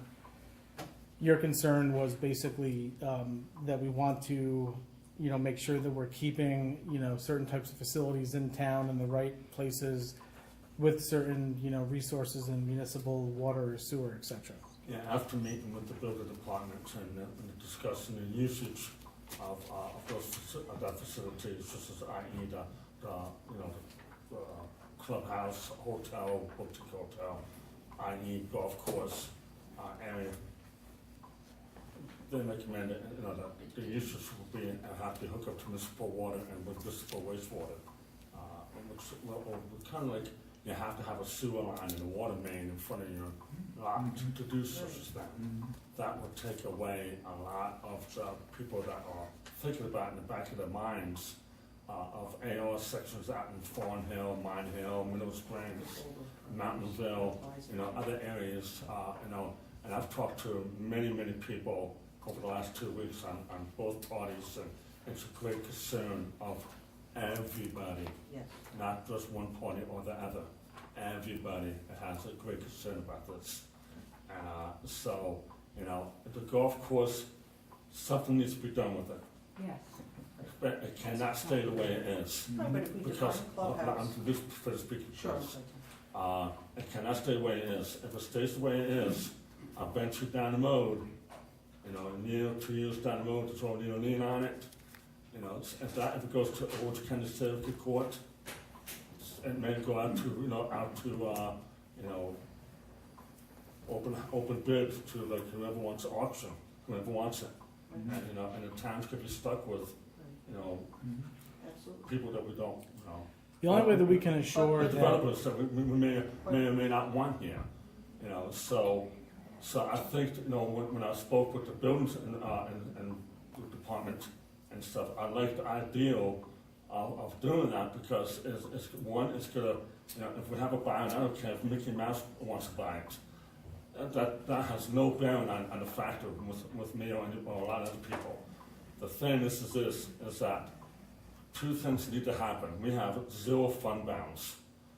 We have no money coming in. A golf course would be good for tax ratables for this town. Our venue up there, that's away from housing developments. That's, I think actually if it gets up and going and running properly, may actually increase property values around that area. So I'm for the golf course opening and reopening and revamping, but it has to be done correctly, and I think this is probably the most correct way. I'm not, I'll be honest with you, I don't want to rush into this, so, I like to read those minutes, so I'm all in favor about this table and this too. next Tuesday. And I think we all agree, the club, like to define the clubhouse, the idea of, where people are done playing golf, they have a place to, to a restaurant and stay. But the hotel idea bothers me because supposedly on our main street, right, don't we have a proposal for a 5-story hotel? So we're creating competition for a project that is going through this process. Competition, I mean, Woodbury has 6 hotel projects going on right now, so I don't, so. But what I'm saying is if you have a hotel up there, also think of the people that live below it, There's, people if you on look, Hasbrook. if you look at the county's, so the county does a hotel room inventory at certain points of the year, and there's times when there's not a single room available in the county, many points in time. They're begging municipalities to build hotels. All right, So, I won't belabor this. I really want you to read the minutes and what was said during. I don't want to read them, so I agree with you. I think we should stay with this until. no, and I think that's what we had because decided. the stenographer has reported it. And this is what we have decided to do is basically, so then I think though before next week, we should have Steve draft, we should figure out what the language is going to be for that particular change to allow that. And I mean, this would, by doing that, this would keep, the fear that there's gonna be hotels popping up all over Mountainville.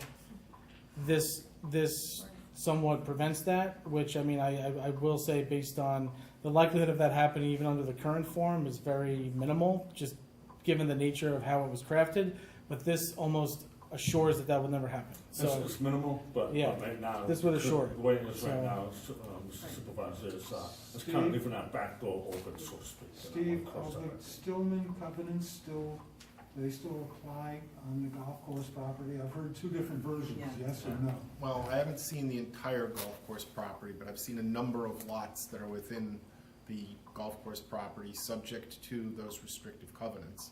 Now, the issue with restrictive covenants is they can only be enforced by the party who holds the covenant, the party who was given to. So if the descendants in the Stillman family decide that they want to enforce the covenants, they're of course free to do so, but that can be an expensive undertaking. They could be paid to waive their covenants. I mean, there's a lot of different things that could happen here. It's not necessarily an ironclad thing that the golf course could never be used for anything but a golf course. There are covenants in place, that's true, but it's a matter of enforcing them, and the town's not in a position to do that. Only the people who hold the covenants are. Now, as far as the lighting, I think we're all in consensus. I think we're all in support of the lighting, am I correct? So there's an example of where we agree on one thing, and that is one of the reasons why I asked for those things, those 3 items to be separate. That one would be approved. Right. I just want to remind everybody that a business owner on Main Street came to this board, previous administration, and took him 3 long years to get his business up and running for no reason. If you go back and watch all the videos, it was just delaying after delaying. People have elected us to make this town more desirable, safer, and fun. So supervisor is doing his best. We are supposed to be a team. I see ourselves as a team. Let's just move things together. Look, we have one goal, to make this town better. Absolutely, I agree with So you. stick with the goal and let's move forward. Future mindful because we can't undo things. Yeah, There's I some live in things this that we town. can't. I live, We all do. Yeah. And we all have to be mindful of that. yeah, the hotels, you see that, when we discussed, with Mr. Flores, discotheque, this board, few people went so against it. And has it been a wild party there? Has anybody been drunk? No. This is a very, very conservative, safe place.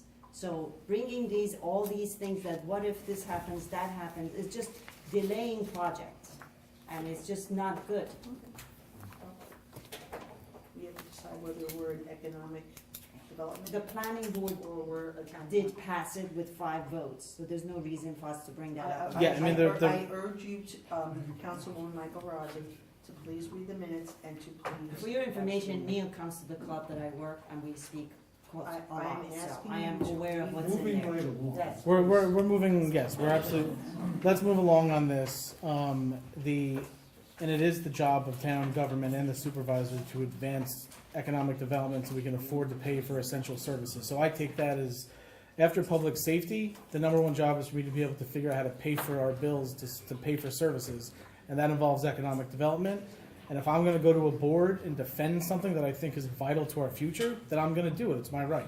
Yes. And so, and I did that. And I have no regrets about, speaking out for something that's important to the future of our town. And if you don't do it, it will be like the old ones. Exactly, it would just be like the past where we just let Past, things happen to us and not be proactive. So, the next, we have up the Gentech LLC Preventative Maintenance Agreement Generator. So, this is just a maintenance agreement for the Gentech Limited generator unit. It's a standard thing we have to do. We've got some good news. We got a Continental Road Hazard Mitigation Planning Grant that we submitted. It was sometime last year. We were awarded this. So this is going to be similar to Hasbrook. This would be for Continental Road. Following Hurricane Ida, we had put in for this, and so this would be. The project cost would be $215,000. The federal share would be $161,606. We'd have a non-federal matching share of $50,000. This would pay for the engineering and design of work to be done over on Continental. At the conclusion of this, we would then submit for a federal hazard mitigation construction grant, and generally, after you do the planning grant and you've done it, you then submit it next, and you're more likely to be awarded. So this would be a way for us to get 75 to 80% of any drainage hazard mitigation work that we need to do on Continental, which would help us take care of some of the issues on the other side. Because as you know, the Hasbrook Drainage Project, that's only going to deal with one side of the stream, not the other. So, I thought that was good news. We then have award Firthcliffe I&I engineering contract and additional engineering services authorization. So what has happened is that there's a change in state policy where if you're applying for a WIA grant and EFC funding, you can't just pick the engineering firm that you're going to use. You actually have to bid it out. So we had to publicly bid this out for the services. MHE was the only bidder. So they're the only ones that we can award this to. But this is going to be for the Firthcliffe I&I project, which you may recall we've already done some of the bonding on for the engineering portion of this. We expect the engineering to be done fall, winter, and the actual I&I project to start sometime next year. So you'll be hearing us talk about this in the months ahead, because similar to how we had the I&I in Cornwall Sewer District 1, which is our biggest sewer district, this is our next biggest district, and that'll be happening next year. So. And the proposal was at their standard rates. Yeah, exactly. The proposal, at their standard rate. So we got to put this into place in the special meeting. We have an engineering services agreement for the American Legion building upgrades. So this would allow MHE to basically go through the process to develop, a scope of work, bid specs, and to allow us to go through that process, for some of the projects that we have. As you know, we have the $75,000 that we got from Senator Skoufis. We have to develop a scope of work and get down to what the actual cost would be for the other portion of the work, which would include putting in insulation from the outside of the building in, so we don't disturb any of the asbestos in the building. Putting in I know you wanted to potentially talk about another alternative to yeah. Well, yeah, and then if there's a way, we're also looking into, is there a way to encapsulate from the inside the walls that have asbestos in them? Similar to how you encapsulate pipes, we're looking into, is there a way to encapsulate, rather than having to basically tear everything out of the building, which would be $100,000+, is there a way to just encapsulate it like you would do? And so we're currently exploring that. And then there's the the new hot water heater. But perhaps there's something better than that. But we're gonna have the engineer look into that. But we got to put the engineering services agreement in place so we can start the process and get into the public bidding process once we get this established.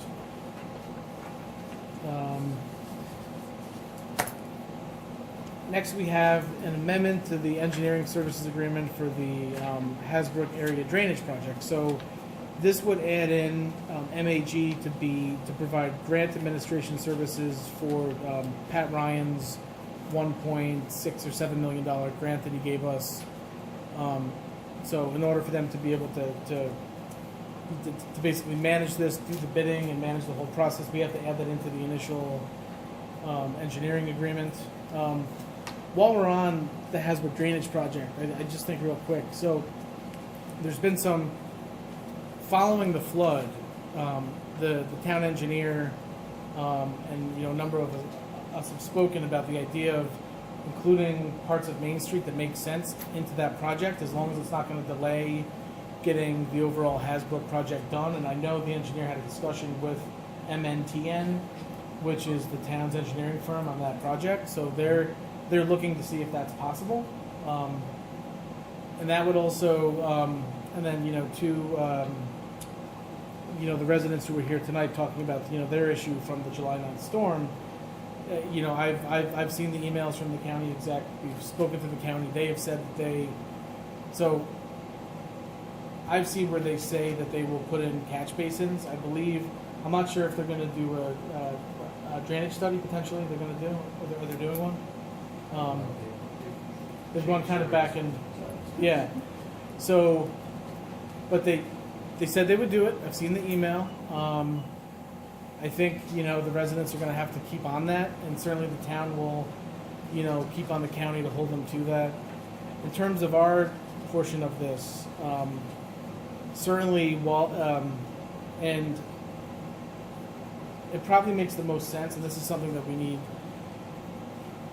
At the bottom of the Sands Ring park, I think it would be a good idea to put some type of drainage down there that would connect it to that gully, that would then come up to, to the residents' properties over here, while the board figures out what it's going to do with the easements. Because obviously, before we can even step on their property to do anything, we have to decide if we're going to entertain taking drainage easements like we have on Robert Road and Shelton. At a minimum, I think it makes sense for us to, and we can actually, the Sands Ring Cemetery Trust, which was used to build that park. Yeah, it was, yeah. That's where they got the funds from, to pay for that. So at the time, look, drainage probably should have put in, at the time when that was all happening, when we had the excavators down there. It wasn't, but, we can kind of move forward on that. I think that, but we should have the engineer at least look at it and say, this is the right pitch, this is the right size of the pipes, this is, where it should go. We probably, we have to see right where we may have to get a survey to see exactly where the boundaries are, because we can only take our drainage up to that point unless the board decides to take an easement to go onto their property. So that's, but we should certainly, I think we should do our portion. Yes? When the county replaces the Main Street focus, are they gonna lower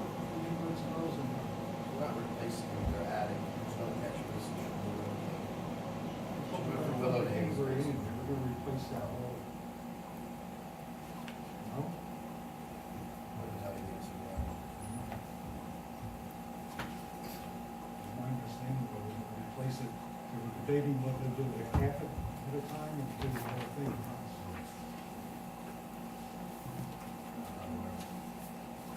You don't know anything about that? I have reached out, I haven't gotten a real call. I would doubt it. What was the question? Karen? Huh? What was the question? Has he heard anything from the county when they're gonna replace the Main Street bridge Oh, by the Canterbury? right. They were supposed to do that a year or two ago. A year ago, yeah, this year actually. And my question is, if and when they replace that bridge, are they gonna lower the culvert through there? That would be. Because some of the worst flooding at Main Street is seen is when some trees come down in like a hurricane, and it's happened, and they came down the stream and plugged that. That I can answer, that will be higher. Be higher. Especially in the middle segment, so it'll be one open hole. All right. Yeah, I thought it could be higher and a little bit wider.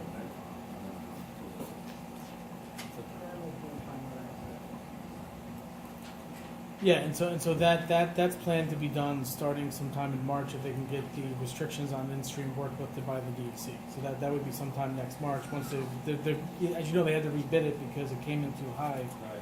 so they put it back out to bid. As far as the rest of the Wings property goes, there already is drainage in there. There's a pipe that comes from all the county's catch basins on Main Street that goes underneath the patio and benches. There's 2 manholes in the property, and then the pipe outlets and drains into the creek. So there already is drainage in there. Just so you're clear, there was no fill added to the lower part of that park. The height of the driveway that goes back to the cemetery has been the height of this driveway for years. There was no fill added whatsoever. Otherwise, the manholes would be covered, and they're both accessible. So we did add a couple loads of fill to the top to flatten out the patio, and that's the extent of what we did. Sure.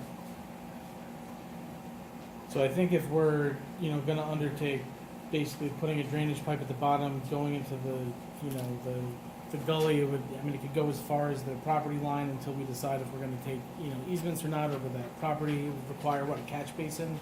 Catch basin that would basically, the water would go into, whatever happens on there. So if the town does take the easement, we could do it. If it doesn't, they could certainly connect a drainage ditch to it or a pipe, but it would at least allow them to get the water.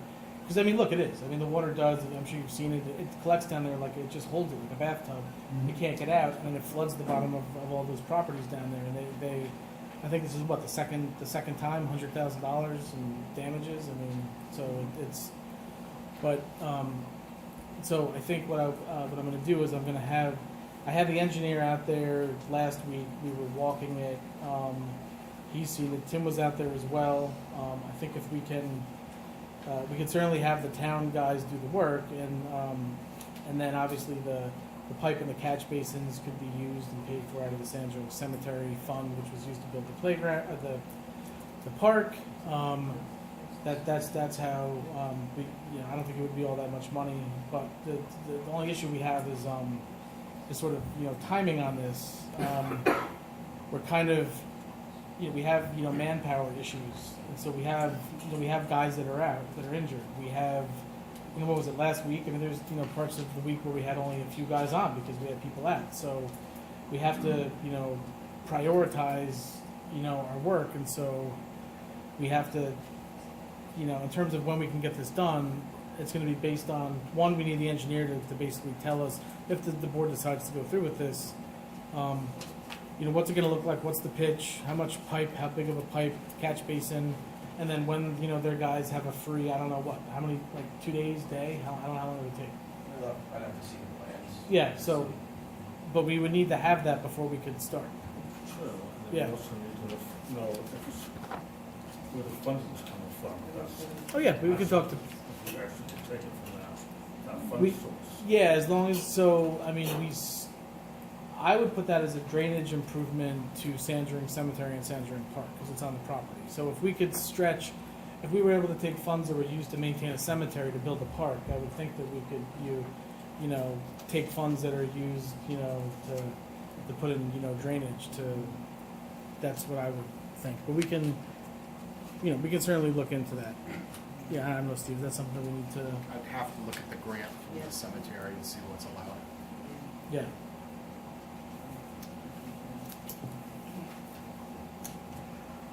Okay, so that's that. Next up, we have, I'm gonna go through this real quick. These are just a series of equipment purchases. We've already bonded out the money for these earlier this year. This is just a series of purchases that the highway department, buildings and grounds have intended to make based on their bonding that we've done. So first up, we have this skid steer that's going to replace a 2006 Bobcat skid steer loader. That's $66,000. That's paid for out of the proceeds of bonding. Next up, we have a 2025 John Deere tractor. That's $33,509.42. Then we have the purchase of 2 Ford F-550 dump trucks. Again, this is, being paid for with the bond proceeds. Then we have a purchase of a pickup truck for the Building and Grounds Department, $63,913. Again, bond proceeds. Then we have a parts for the 2019 Toro Zero Turn mower. As you can see, there was, I guess we reached out to 3 different providers, and we have the lowest being Sherwood Power Equipment, $3,700 roughly. And that would come from the equipment budget line. That's not bonding. Then we have a ramp for the American Legion. That was something that we actually want to get done right away. This is something that doesn't really need to fall within that $50,000 or $75,000 grant. As you can see, we've got 4 different. Tom, did you have one? I mean, does the Lowe's bid work? Yeah. I think so. Yeah. This would be for the replace the entrance ramp at the American Legion building. So I guess I would ask that we go with the lowest bid when we get to the special session, unless the board has any reason to.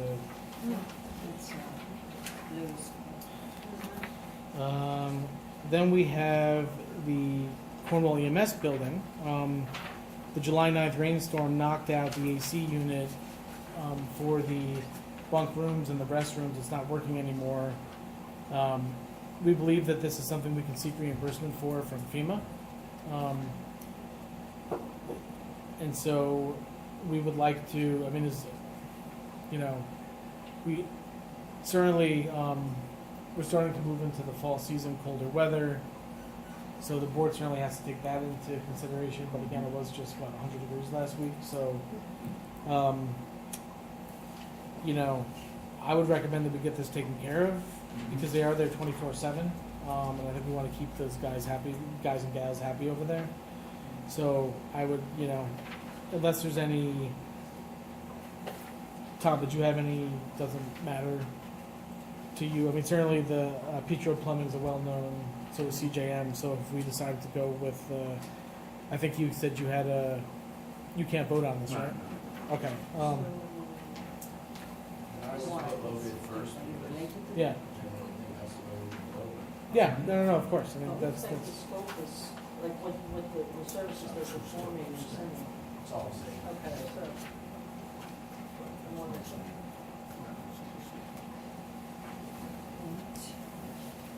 Let's go through all of these. Down to our Girl Scout recruitment event.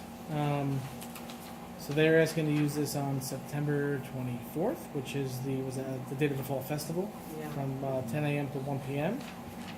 They're putting that request in, so it looks like they've filled out the public event form. They do it every time they do that. You cannot find anything wrong with Jen They do Hyman. a good job on Don't know. Actually. And then we have the use of Laurel Crest requests. We have men's soccer and Cornwall United soccer. And so just to sort of illustrate why we have to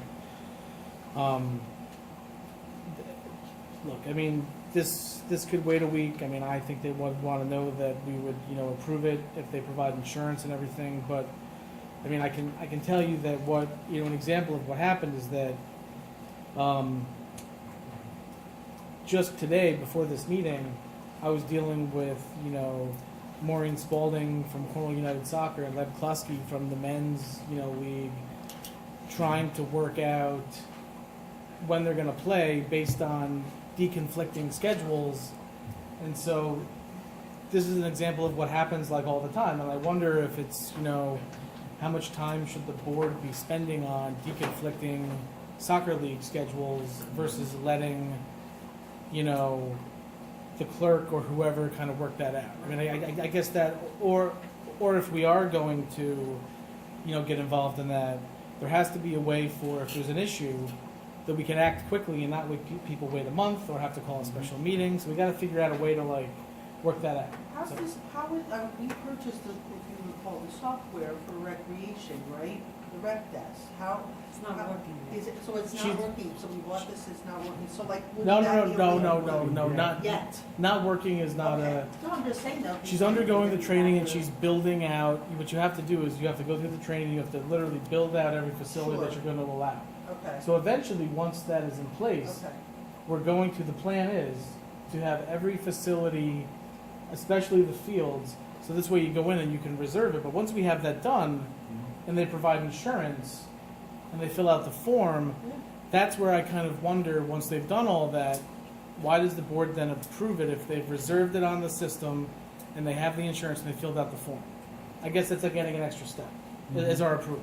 So I think that's where, but I don't want to get into this sure, I right now. agree with you, but like, But- this is the first, like, the men's soccer league, truthfully, this is the first I'm hearing of it, They've so. been, so I part, understand, I just haven't, part of the reason why they came to us is because everyone has left the fields in NEMA because they're charging much more money than they have in the past, and there was a mad $300. scramble to basically leave those fields in the past couple of weeks, and then go over to Chrissy Babcock and to go here and to work with the school, and thankfully they got it worked out. You know, hence that request we had for the, you know, the pre-K program on the Little League field that came, that they figured out. But what I'm saying is this often happens on the fly, last minute, because we have hardly any fields in Cornwall. So it becomes, you know, like a jigsaw puzzle sometimes. But I think we have to figure out whatever our policy is isn't gonna, you know, cause that to be more difficult to carry out. So however we figure that out. and I also think that, I've had a couple of just brief conversations with Maureen, just electronically. But this might take the town to the point that, you know, if we're getting such usage and we have to have the manpower to continually upkeep the fields, we may have to charge a fee, we may have to go back in and revisit that. Because. No, not the winter leagues. Yeah, no, Rental I- charges, know. So I think, I mean, look, we had this discussion last year about Yeah, no, I charging know, fees, so I But think, if this is the volume we're gonna do it, then I think so. yeah. Yes, I agree with this. Okay, so I guess my question is, is the board able to approve their use? Yes. You know, Additional of insurance. yeah, of course, insurance and filling out a form. Dates that are worked out. Sure. I thought this insurance wasn't it in there for the men's one? Yes, Yeah. yes. Yeah, they did. They provided it. So what I would say is that if we could just, She said that if we could approve their use, they're still conditional of working, insurance, right. and also conditional of them finalizing their dates amongst Right. themselves. Because I don't want to wait until we have, because these things just change all the time. So, okay. This is, they're not. All right, use of Munger Cottage Arts Collective. I believe she came before us. It was either last year or in 2021 about wanting to have some kind of winter market or something. I don't think that ever happened.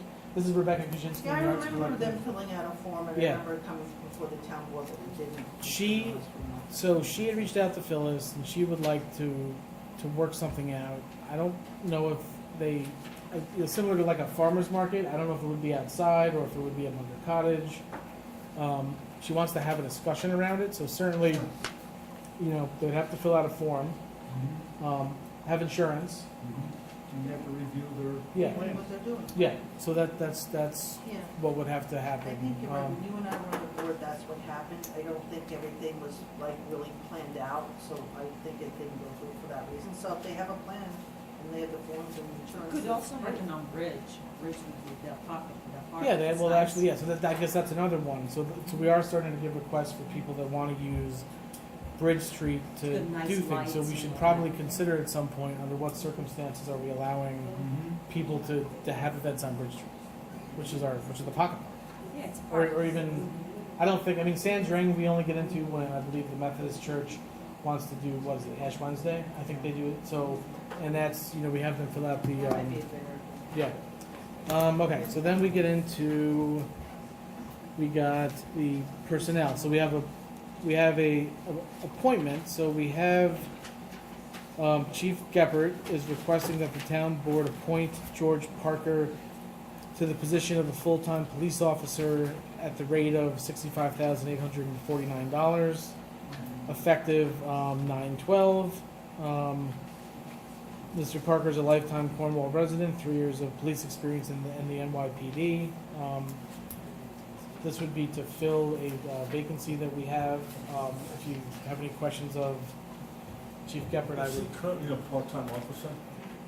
No. Oh, Is he currently still employed with NYPD? Until he's appointed, yes. So if we appoint him tonight, then I You guess. have a vacancy that, in your department, obviously. That and another, yes. Yep. So he's asking that we. I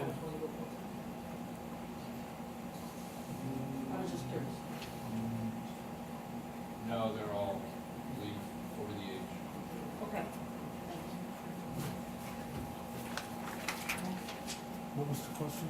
I just said, were there any part-time officers that would want to go on, that are currently on staff, that want to go full-time? I figured we give them preference. He said, What did you say? yeah. None of them are eligible because of their age. Oh, okay. Okay. Next up, we have positions in the highway department. So we have, and this is again to fill open positions. So we have the highway superintendent would like to hire Philip Malley or Mall, however, yeah, to be hired for the highway laborer position, and he would like to approve Philip at this meeting, and then appoint the other candidate at the September 19th, so there's a week of seniority between the two. I'm not quite sure why you had just wanted to have the, yeah. Columns for sanitation become an issue. Gotcha, okay. They drew up. Yeah, Lowe's man, the totem pole has to be on the back of. Are these new employees from outside or inside? Outside? Yeah, if you recall, so this, one of these is what, potentially filling the person we lost to, Woodbury? Woodbury, Yeah, right. for what, because he was making $6 more an hour over there, and then, okay.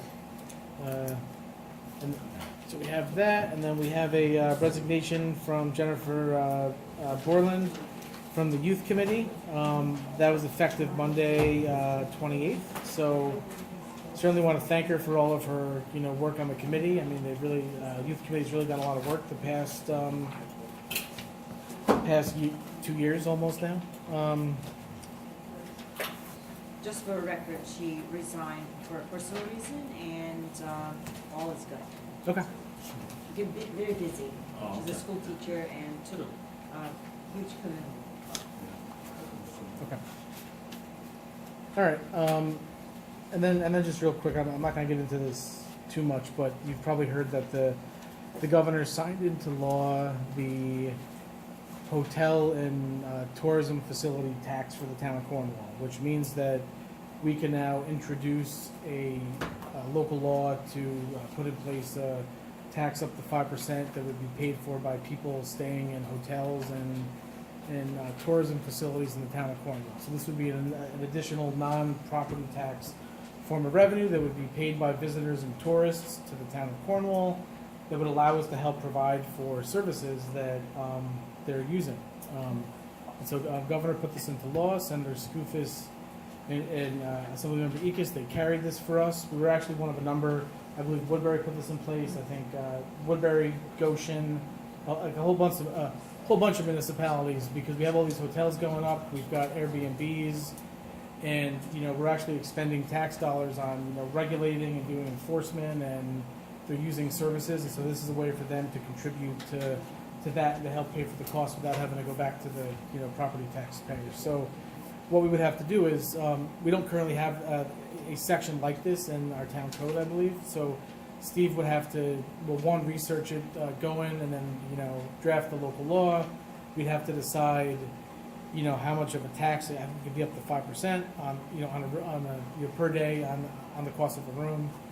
And then we would have to obviously introduce it, have a public hearing, put it into place, and it would take effect as soon as we put it into place. But then we're going to obviously have some other, we'll have to figure out collection and whatnot. So we'll look to the Association of Towns and some of the other local municipalities that have done this. But just so you know, it's happening all over the Hudson Valley. Every county's doing this. So I think I happen to think it's a good move. Is there any? I mean, certainly we're going to talk more in depth about this once we introduce it. But I wanted to let you all know that the governor did sign that into law. Okay, good news. Okay, so public comments. Yes. I'd like to make this brief, so could I direct this to Jen and the council, these questions? With all due respect to the board. Jen, I got kind of lost in the debate here. Everybody that uses a facility in the town, you ask for a certificate of insurance, and you name the town additionally insured? Correct. Correct. Okay, all right. Not always. Well, not for Munger use, not Okay. for the use of. But Munger any product. recreational use?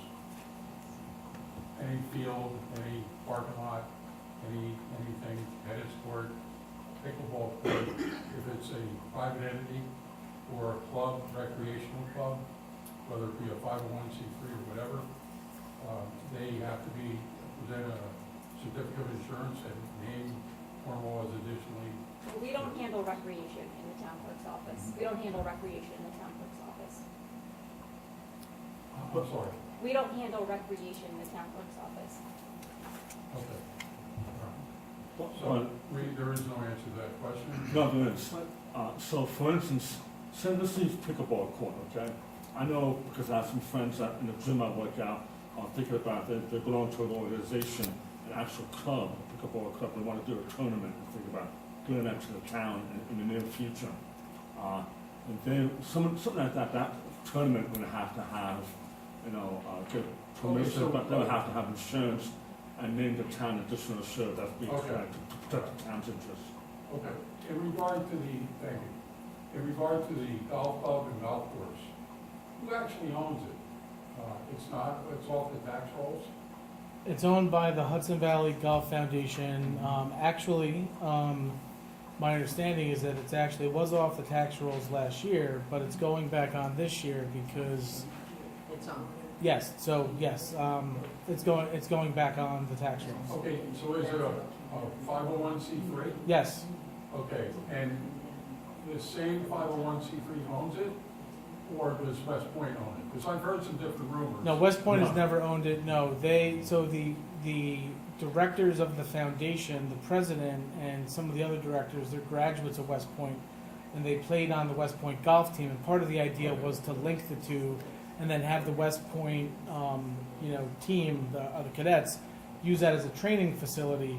Okay, Yeah. I know all that. I'm Yeah. just trying to understand who actually owns it. The Hudson I Valley was Golf told- Foundation, the nonprofit does. Okay, it's a 501c3. Yes. I was told that it was transferred and donated to West Point. You're saying there's no truth in that? If that is, None Not of to my that. knowledge. no, not to our knowledge. I mean, and so Not to your there, knowledge. Now, look, I mean, so here's the thing, transaction. I just heard a rumor, and I'm just trying to clarify. Yeah, I mean, look, right, so the only way that we would, They have to report sales to the assessor's office. Yeah. Those come through the county. Sometimes it takes time to be processed. But as we sit here right now, there's nothing in the assessor's office or town No, records no, that says yeah. West Point owns it. Okay. All right, one other thing. Is it true that the Chico's was evicted? Is there any truth in that? What's the question? Was the Chico's evicted for not paying rent for 3 years? So what I want to say about that is, one, I don't really think that publicly should. I mean, certainly there are court documents. If there was a commercial eviction proceeding, you would be able to find the court documents. It would have to come through here unless it went through state Supreme Court. My understanding is that yes, there was a failure to pay of rent, and they had been trying to get out of their lease for a long time. COVID just kind of delayed that from happening. But as far as any particulars, we would need to find. We don't really know. Yeah, exactly. We don't really know, I do know that. You didn't sign an eviction notice? No, that would only be the court or yeah. Okay. But I will say this on that subject that I do know that whatever dispute they had between Cornwall Plaza LLC, which is owned by Phillips International, the real estate holding company, they were not even allowed to show the supermarket until whatever legal proceedings they had were resolved. And those were resolved somewhere in the middle of the summer, and they were allowed to actually start showing people going into that store because they resolved whatever legal proceedings they had. So they're now working on going through a process of finding a new tenant because they're now able to. But from pretty much March into the middle of the summer, they were not allowed to because they were in the middle of like a proceeding. They couldn't take anyone into the building. They couldn't. But they are now actively working on getting somebody to go in there. That's. Okay, thank you. Yeah. Is there anybody else? Yes.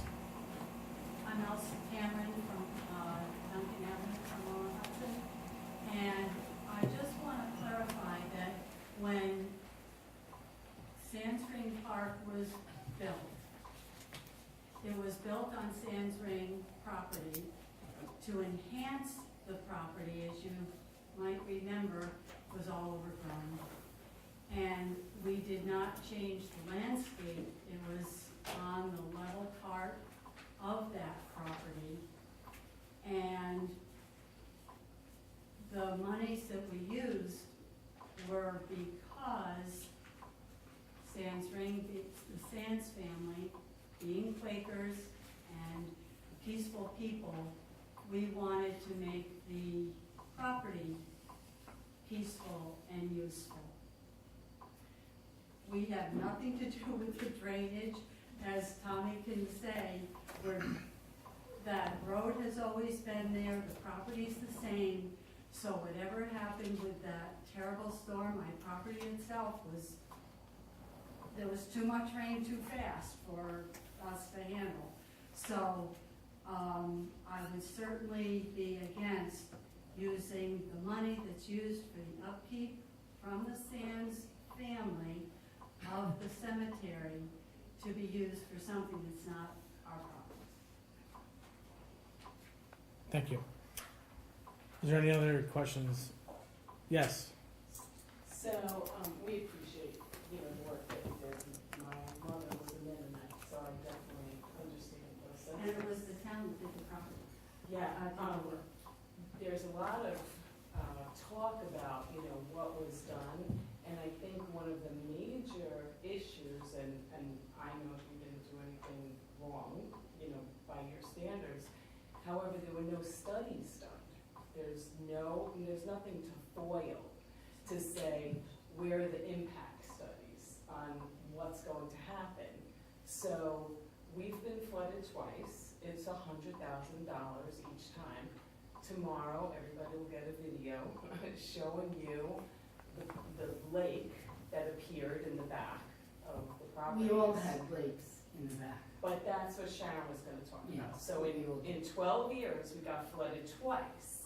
But can you speak to the difference at your house, which her house is the closest to the park?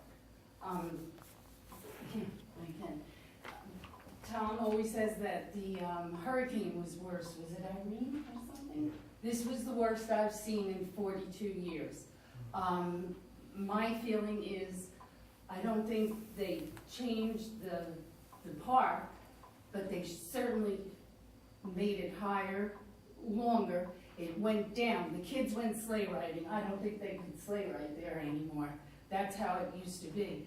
So the park was elongated, and then what's happening is where you have, they have the storm drain, it's after this. So it comes down my driveway, comes down the Sands Ring driveway that goes to the back.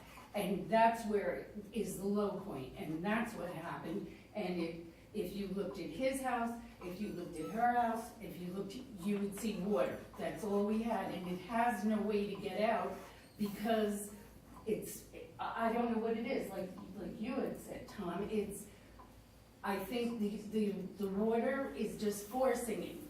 We lost, between our homes, we have, what do you call it? Electric. Yeah, but an alley.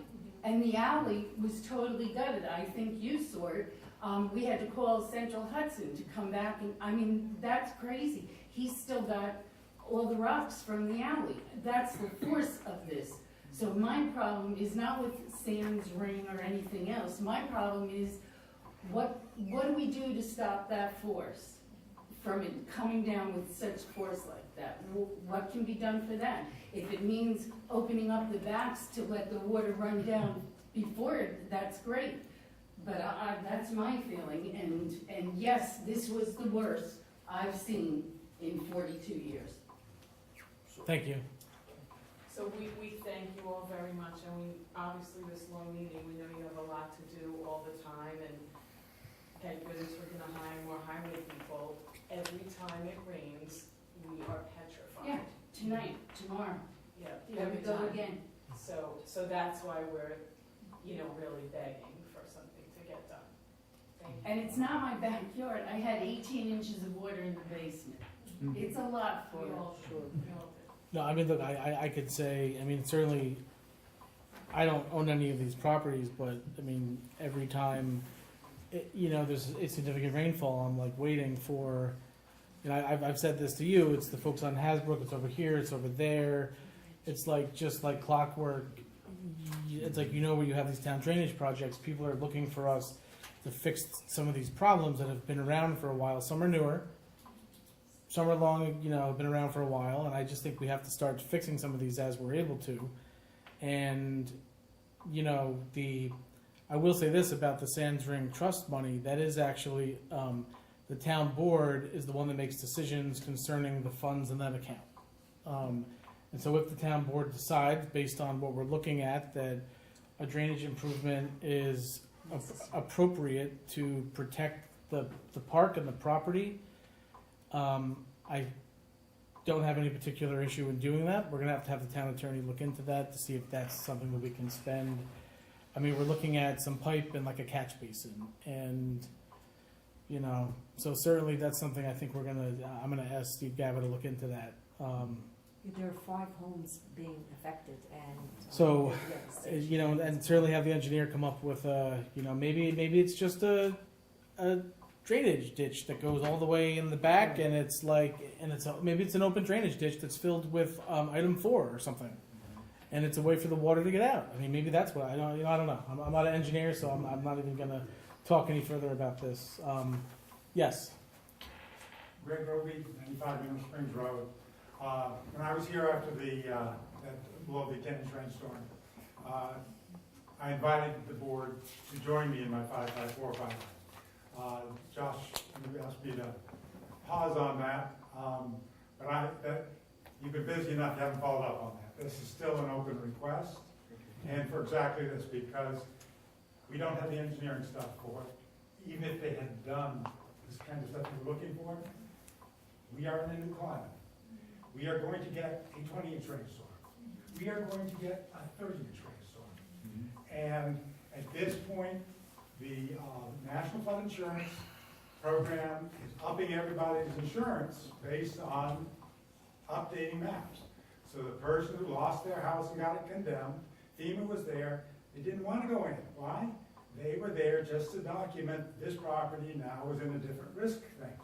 So this is what is happening now. We as taxpayers are subsidizing the insurance company's risks. So I have also suggested that we begin a process, and we as a town can do this, and create a tax equalization program in the state, begin this process. It's gonna take 40, 50 years if we don't be proactive, because there'll be people like me who try to get information but are denied the information on bogus terms, and then you end up going to tax authority. Now, just for the record, I was required to get a professional assessment before going at the local level as opposed to at this court level.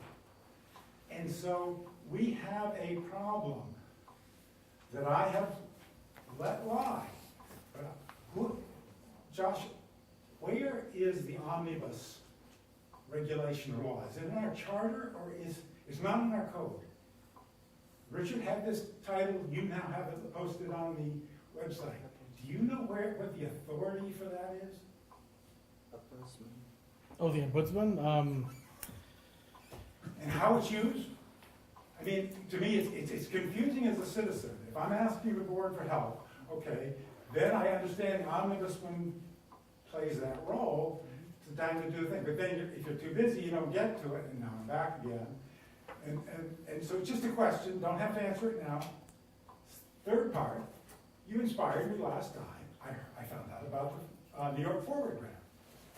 And so I applied for a public art project. It got turned down on Monday. Monday? Yeah. Or Sunday. Anyway, because part of it was going to be on municipal property. Are you aware that the kiosk was going to be on library property, which is school district? So the main, my understanding is your project was on way outside of the project area, down on. Okay, yeah. So that was the main. Details. That was the main reason I'm why going to the ask for project. clarification, but I do have one question because I was told, yes, outside. That's true. It's on the thoroughfare coming in off of Van Dyke. Yep. But there were two other reasons it was turned down that had to do with municipal property. And as far as I know, there were two signs that would be road signs, which would have to have an ordinance. One would be on a state road, one would be on village road. So maybe that's what came up. And then the kiosk, which would have been the informational thing, which would have then linked back to the school district, the library, the Storm King Arts Center, the museum, and Black Rock Forest, that was going to be digital, and they said they couldn't do that. And to me, this is about promoting Cornwall as a destination point. So are you, I know this committee that was handling it. Sure. I thought the state was going to go first and say yes or no, and then it was going to be held locally. Apparently, it all got handled together. So, and so here's an opportunity for us to include our kids in learning about climate change, learning about this flooding. And I'm still going to go forward with this. I'm going to go back to Terry, the school district, because we can do some really cool stuff to educate ourselves, because it's going to tear our community apart. It's already starting to do that. And when we get that 20 inch or that 30 inch, we've had 2 20-inch storms within 600 miles of here since I've been learning about this stuff. So it's something we need to do. I'd love to talk with you, Josh, about the 554 and then come back to the board on it. And then the art thing, I'm going to ask them to reconsider. yeah, I was going to say you're actually able. Library.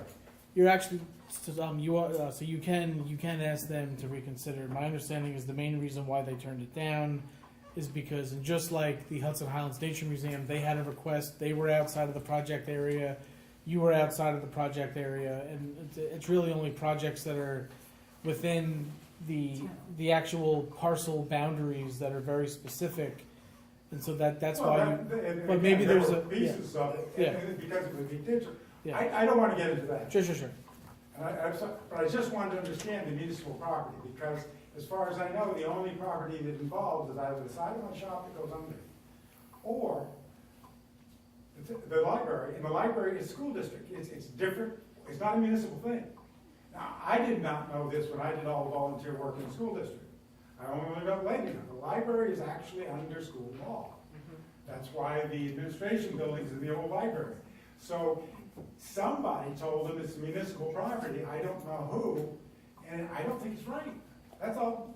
So what I'll ask I you to would say is, reconsider. I would just say, so obviously you've spoken to the consultants, right, Christina and Jill, and you've spoken to them? I missed I that. said you've spoken to the consultants, right? No, No, okay. I mean, Yeah. I was here, the deadline was the 17th, Yeah. I think, or something Yeah. like that, got 10 to the 27th, I got in by the 17th. So what I would do is, I would, and if you go to the New York Forward website, there's an email address that you can email them, and you can say that, look, I was turned down. You know, can you please reconsider this? I'd like to contest X, Y, and Z.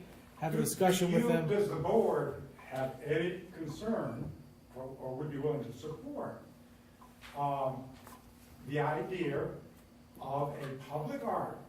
I've got a really cool street artist who's willing to do the mural, but I've also been in touch with Terry Day at the school district, and I would think like every 4 years, you could have the kids repaint the wall, retag the wall, and it would be a chance to, and if you do it digital, so I think the school district and I may move forward anyway, but it's just, if you don't know what this is, Why don't we talk offline about this? Why don't you come see me?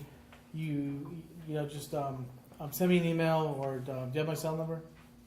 No. I have Well, no idea. we'll talk offline, and why don't you come see me and we can talk more about this? Okay. Thank you so much. Thank you. Thank you all. Is there anybody else before we move on to the special meeting? No? Okay. So let's try to get. Okay, Josh, if I may, Yeah. on these first three resolutions, Yeah. they're rather lengthy, so the board may want to consider waiving the reading and then just take the now therefore be it resolved, read that into the record. Let me get the email. Can I make a motion to waive reading resolution for 1, 2, and 3? Okay. The second, I looked at the page. You made that? Sorry, one, I two, made a three? resolution to waive the Waive the reading reading of of 1, 2, resolution and for 3? 1, 2, and 3. Okay. So moved. Second. Making a motion to approve. No, Oh, Jen, oh, sorry. We're actually. Call the Wait, roll. I've got to read the. Sorry. Was that first let's Rupert? get it I'm waived. sorry. Okay. Yes, Scott. made by Yes. Tim Mr. Singh. McGinnis. Mr. McCarty. Yes. Ms. Michaelozzi. Yes. Mr. Woodhouse. And now let's pick up from now, therefore be resolved on all Bingo. three of them. Okay, so first up, we have the resolution to commence unsafe building proceedings. Now therefore be resolved as follows, that pursuant to Town Code Chapter 72, the town board does hereby declare that said building located at Nema Bright Hall 2, Faculty Road in the town of Cornwall is unsafe and dangerous, and two, that the town board hereby directs the dangerous buildings proceedings to be commenced against said property, and that the notice of same be served upon the record property owner in accordance with town subsection 72-4, and that copies of the notice as well as its affidavits of service be filed with the town clerk and with the clerk of the county of Orange, and that 3, the town board further orders of a hearing or opportunity to be heard before this board be provided to the record property owner on October 17th, 2023 at 7:00 p.m. at Town Hall 183 Main Street, Cornwall, New York. Can I get a motion to approve? Second. Ms. Scott. Yes. Mr. McGinnis. Yes. Mr. McCarty. Yes. Ms. Michaelozzi. Yes. Mr. Woodhouse. So, we're gonna set a date, Oh, yeah, actually. October 17. 17th, is that correct? Yes. Yep, October 17th, 7:00 Sorry, p.m. I just- Yeah, that's at our, Okay, okay. thank you. All right, next up, we have the resolution commencing property maintenance violation proceedings for 11 Hidden Glen.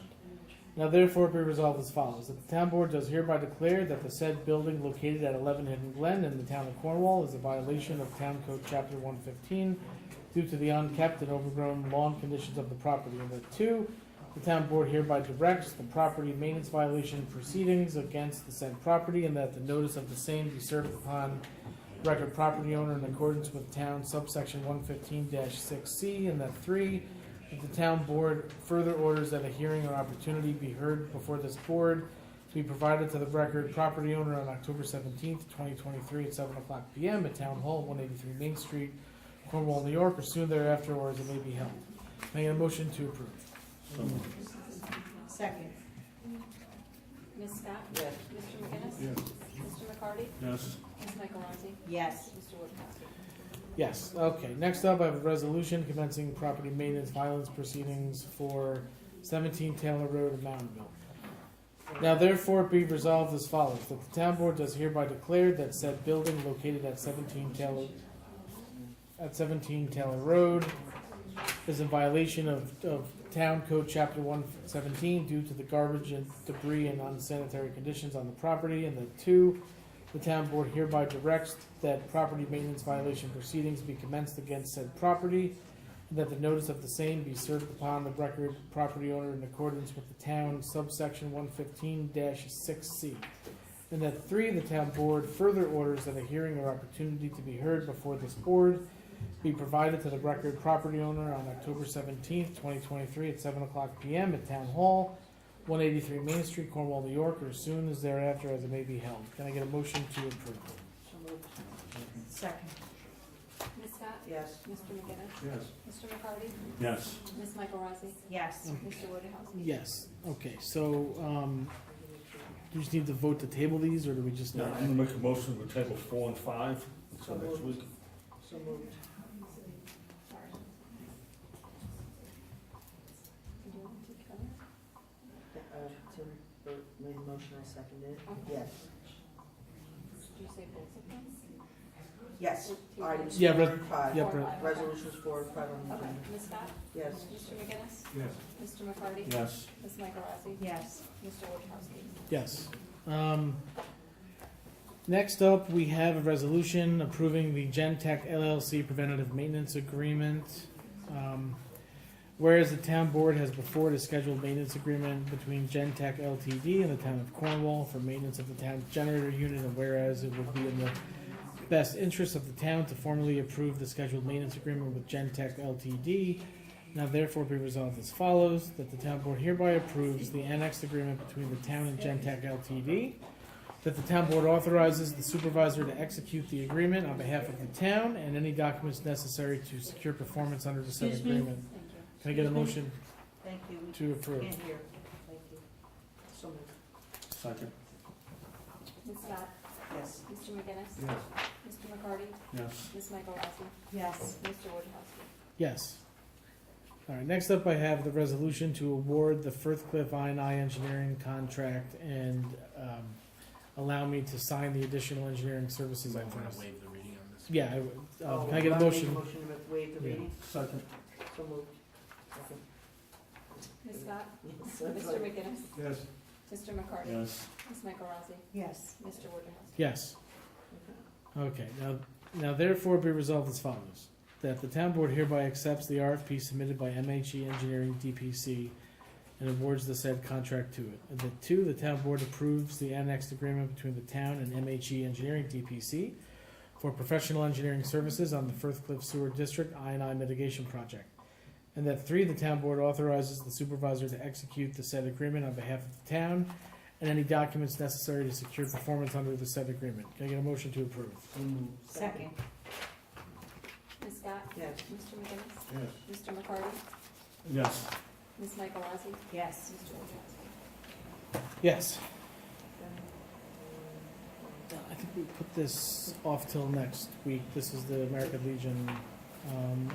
Although we could just easily do it tonight. I mean, that's It's up to you. the agreement for engineering services for the American Legion There's no building. resolution, is there? No, it doesn't. matter. Oh, we just Well, approve voice it, vote right? if you Yeah. want. It's up to you. Yeah, let's just Yeah. move it forward. Can I get a motion to approve the agreement for engineering services between the town of Cornwall, MHE Engineering DPC for professional services related to the American Legion building upgrades? So moved. Second. Ms. Scott? Yes. Mr. McGinnis? Yes. Mr. McCarty? Yes. Ms. Michael Rossi? Yes. Mr. Wojciechowski? Yes. All right, next up I have the Kubota skid steer purchase. Can I get a motion to purchase the Kubota skid steer for $66,382.56? Second. Ms. Scott? Yes. Mr. McGinnis? Yes. Mr. McCarty? Yes. Ms. Michael Rossi? Yes. Mr. Wojciechowski? Yes. Next up I have the John Deere 2025 tractor. Can I get a motion to approve the John Deere 2025 tractor for $33,509.42? So moved. Second. Ms. Scott? Yes. Mr. McGinnis? Mr. McCarty? Yes. Ms. Michael Rossi? Yes. Mr. Wojciechowski? Yes. Next up, I have a motion to approve 2 Ford F-550 dump trucks. Can I get a motion to approve the diesel truck with plow and sander for $109,212.99, and the second, the gas truck with plow and sander for $97,701.91? So moved. Second. Ms. Just to be Scott? clear, this is off public bid. Yes. Ms. Scott? Yes. Mr. McGinnis? Yes. Mr. McCarty? Yes. Ms. Michael Rossi? Yes. Mr. Wojciechowski? Yes. Next up, can I get a motion to approve the Buildings and Grounds pickup truck? The total price with lights and plow is $63,913.58. Can I get a motion to approve? So moved. Ms. Scott? Yes. Mr. McGinnis? Yes. Mr. McCarty? Yes. Ms. Michael Rossi? Yes. Mr. Wojciechowski? Yes. Next up, can I get a motion to approve the bid for the replacing the motor in the 2019 Toro zero-turn mower from Sherwood Power Equipment for the lowest bidder, $37,024.99. No, 3,000. Oh, sorry. Oh my God, sorry. We're gonna, right. Sorry. It's been a long meeting. Well, I made the Sorry. Yes, can I get a motion to approve the 2019 Toro zero-turn power mower from Sherwood Power Equipment for $3,724.99? So moved. Second. Ms. Scott? Yes. Mr. McGinnis? Yes. Mr. McCarty? Yes. Ms. Michael Rossi? Yes. Mr. Wojciechowski? Yes. Okay, next up I have the ramp purchase for the American Legion building. Can I get a motion to approve the purchase of the ramp from Lowe's Home Improvement for $1,177.80? So moved. Second. Ms. Scott? Yes. Mr. McGinnis? Yes. Mr. McCarty? Yes. Ms. Michael Rossi? Yes. Mr. Wojciechowski? Yes.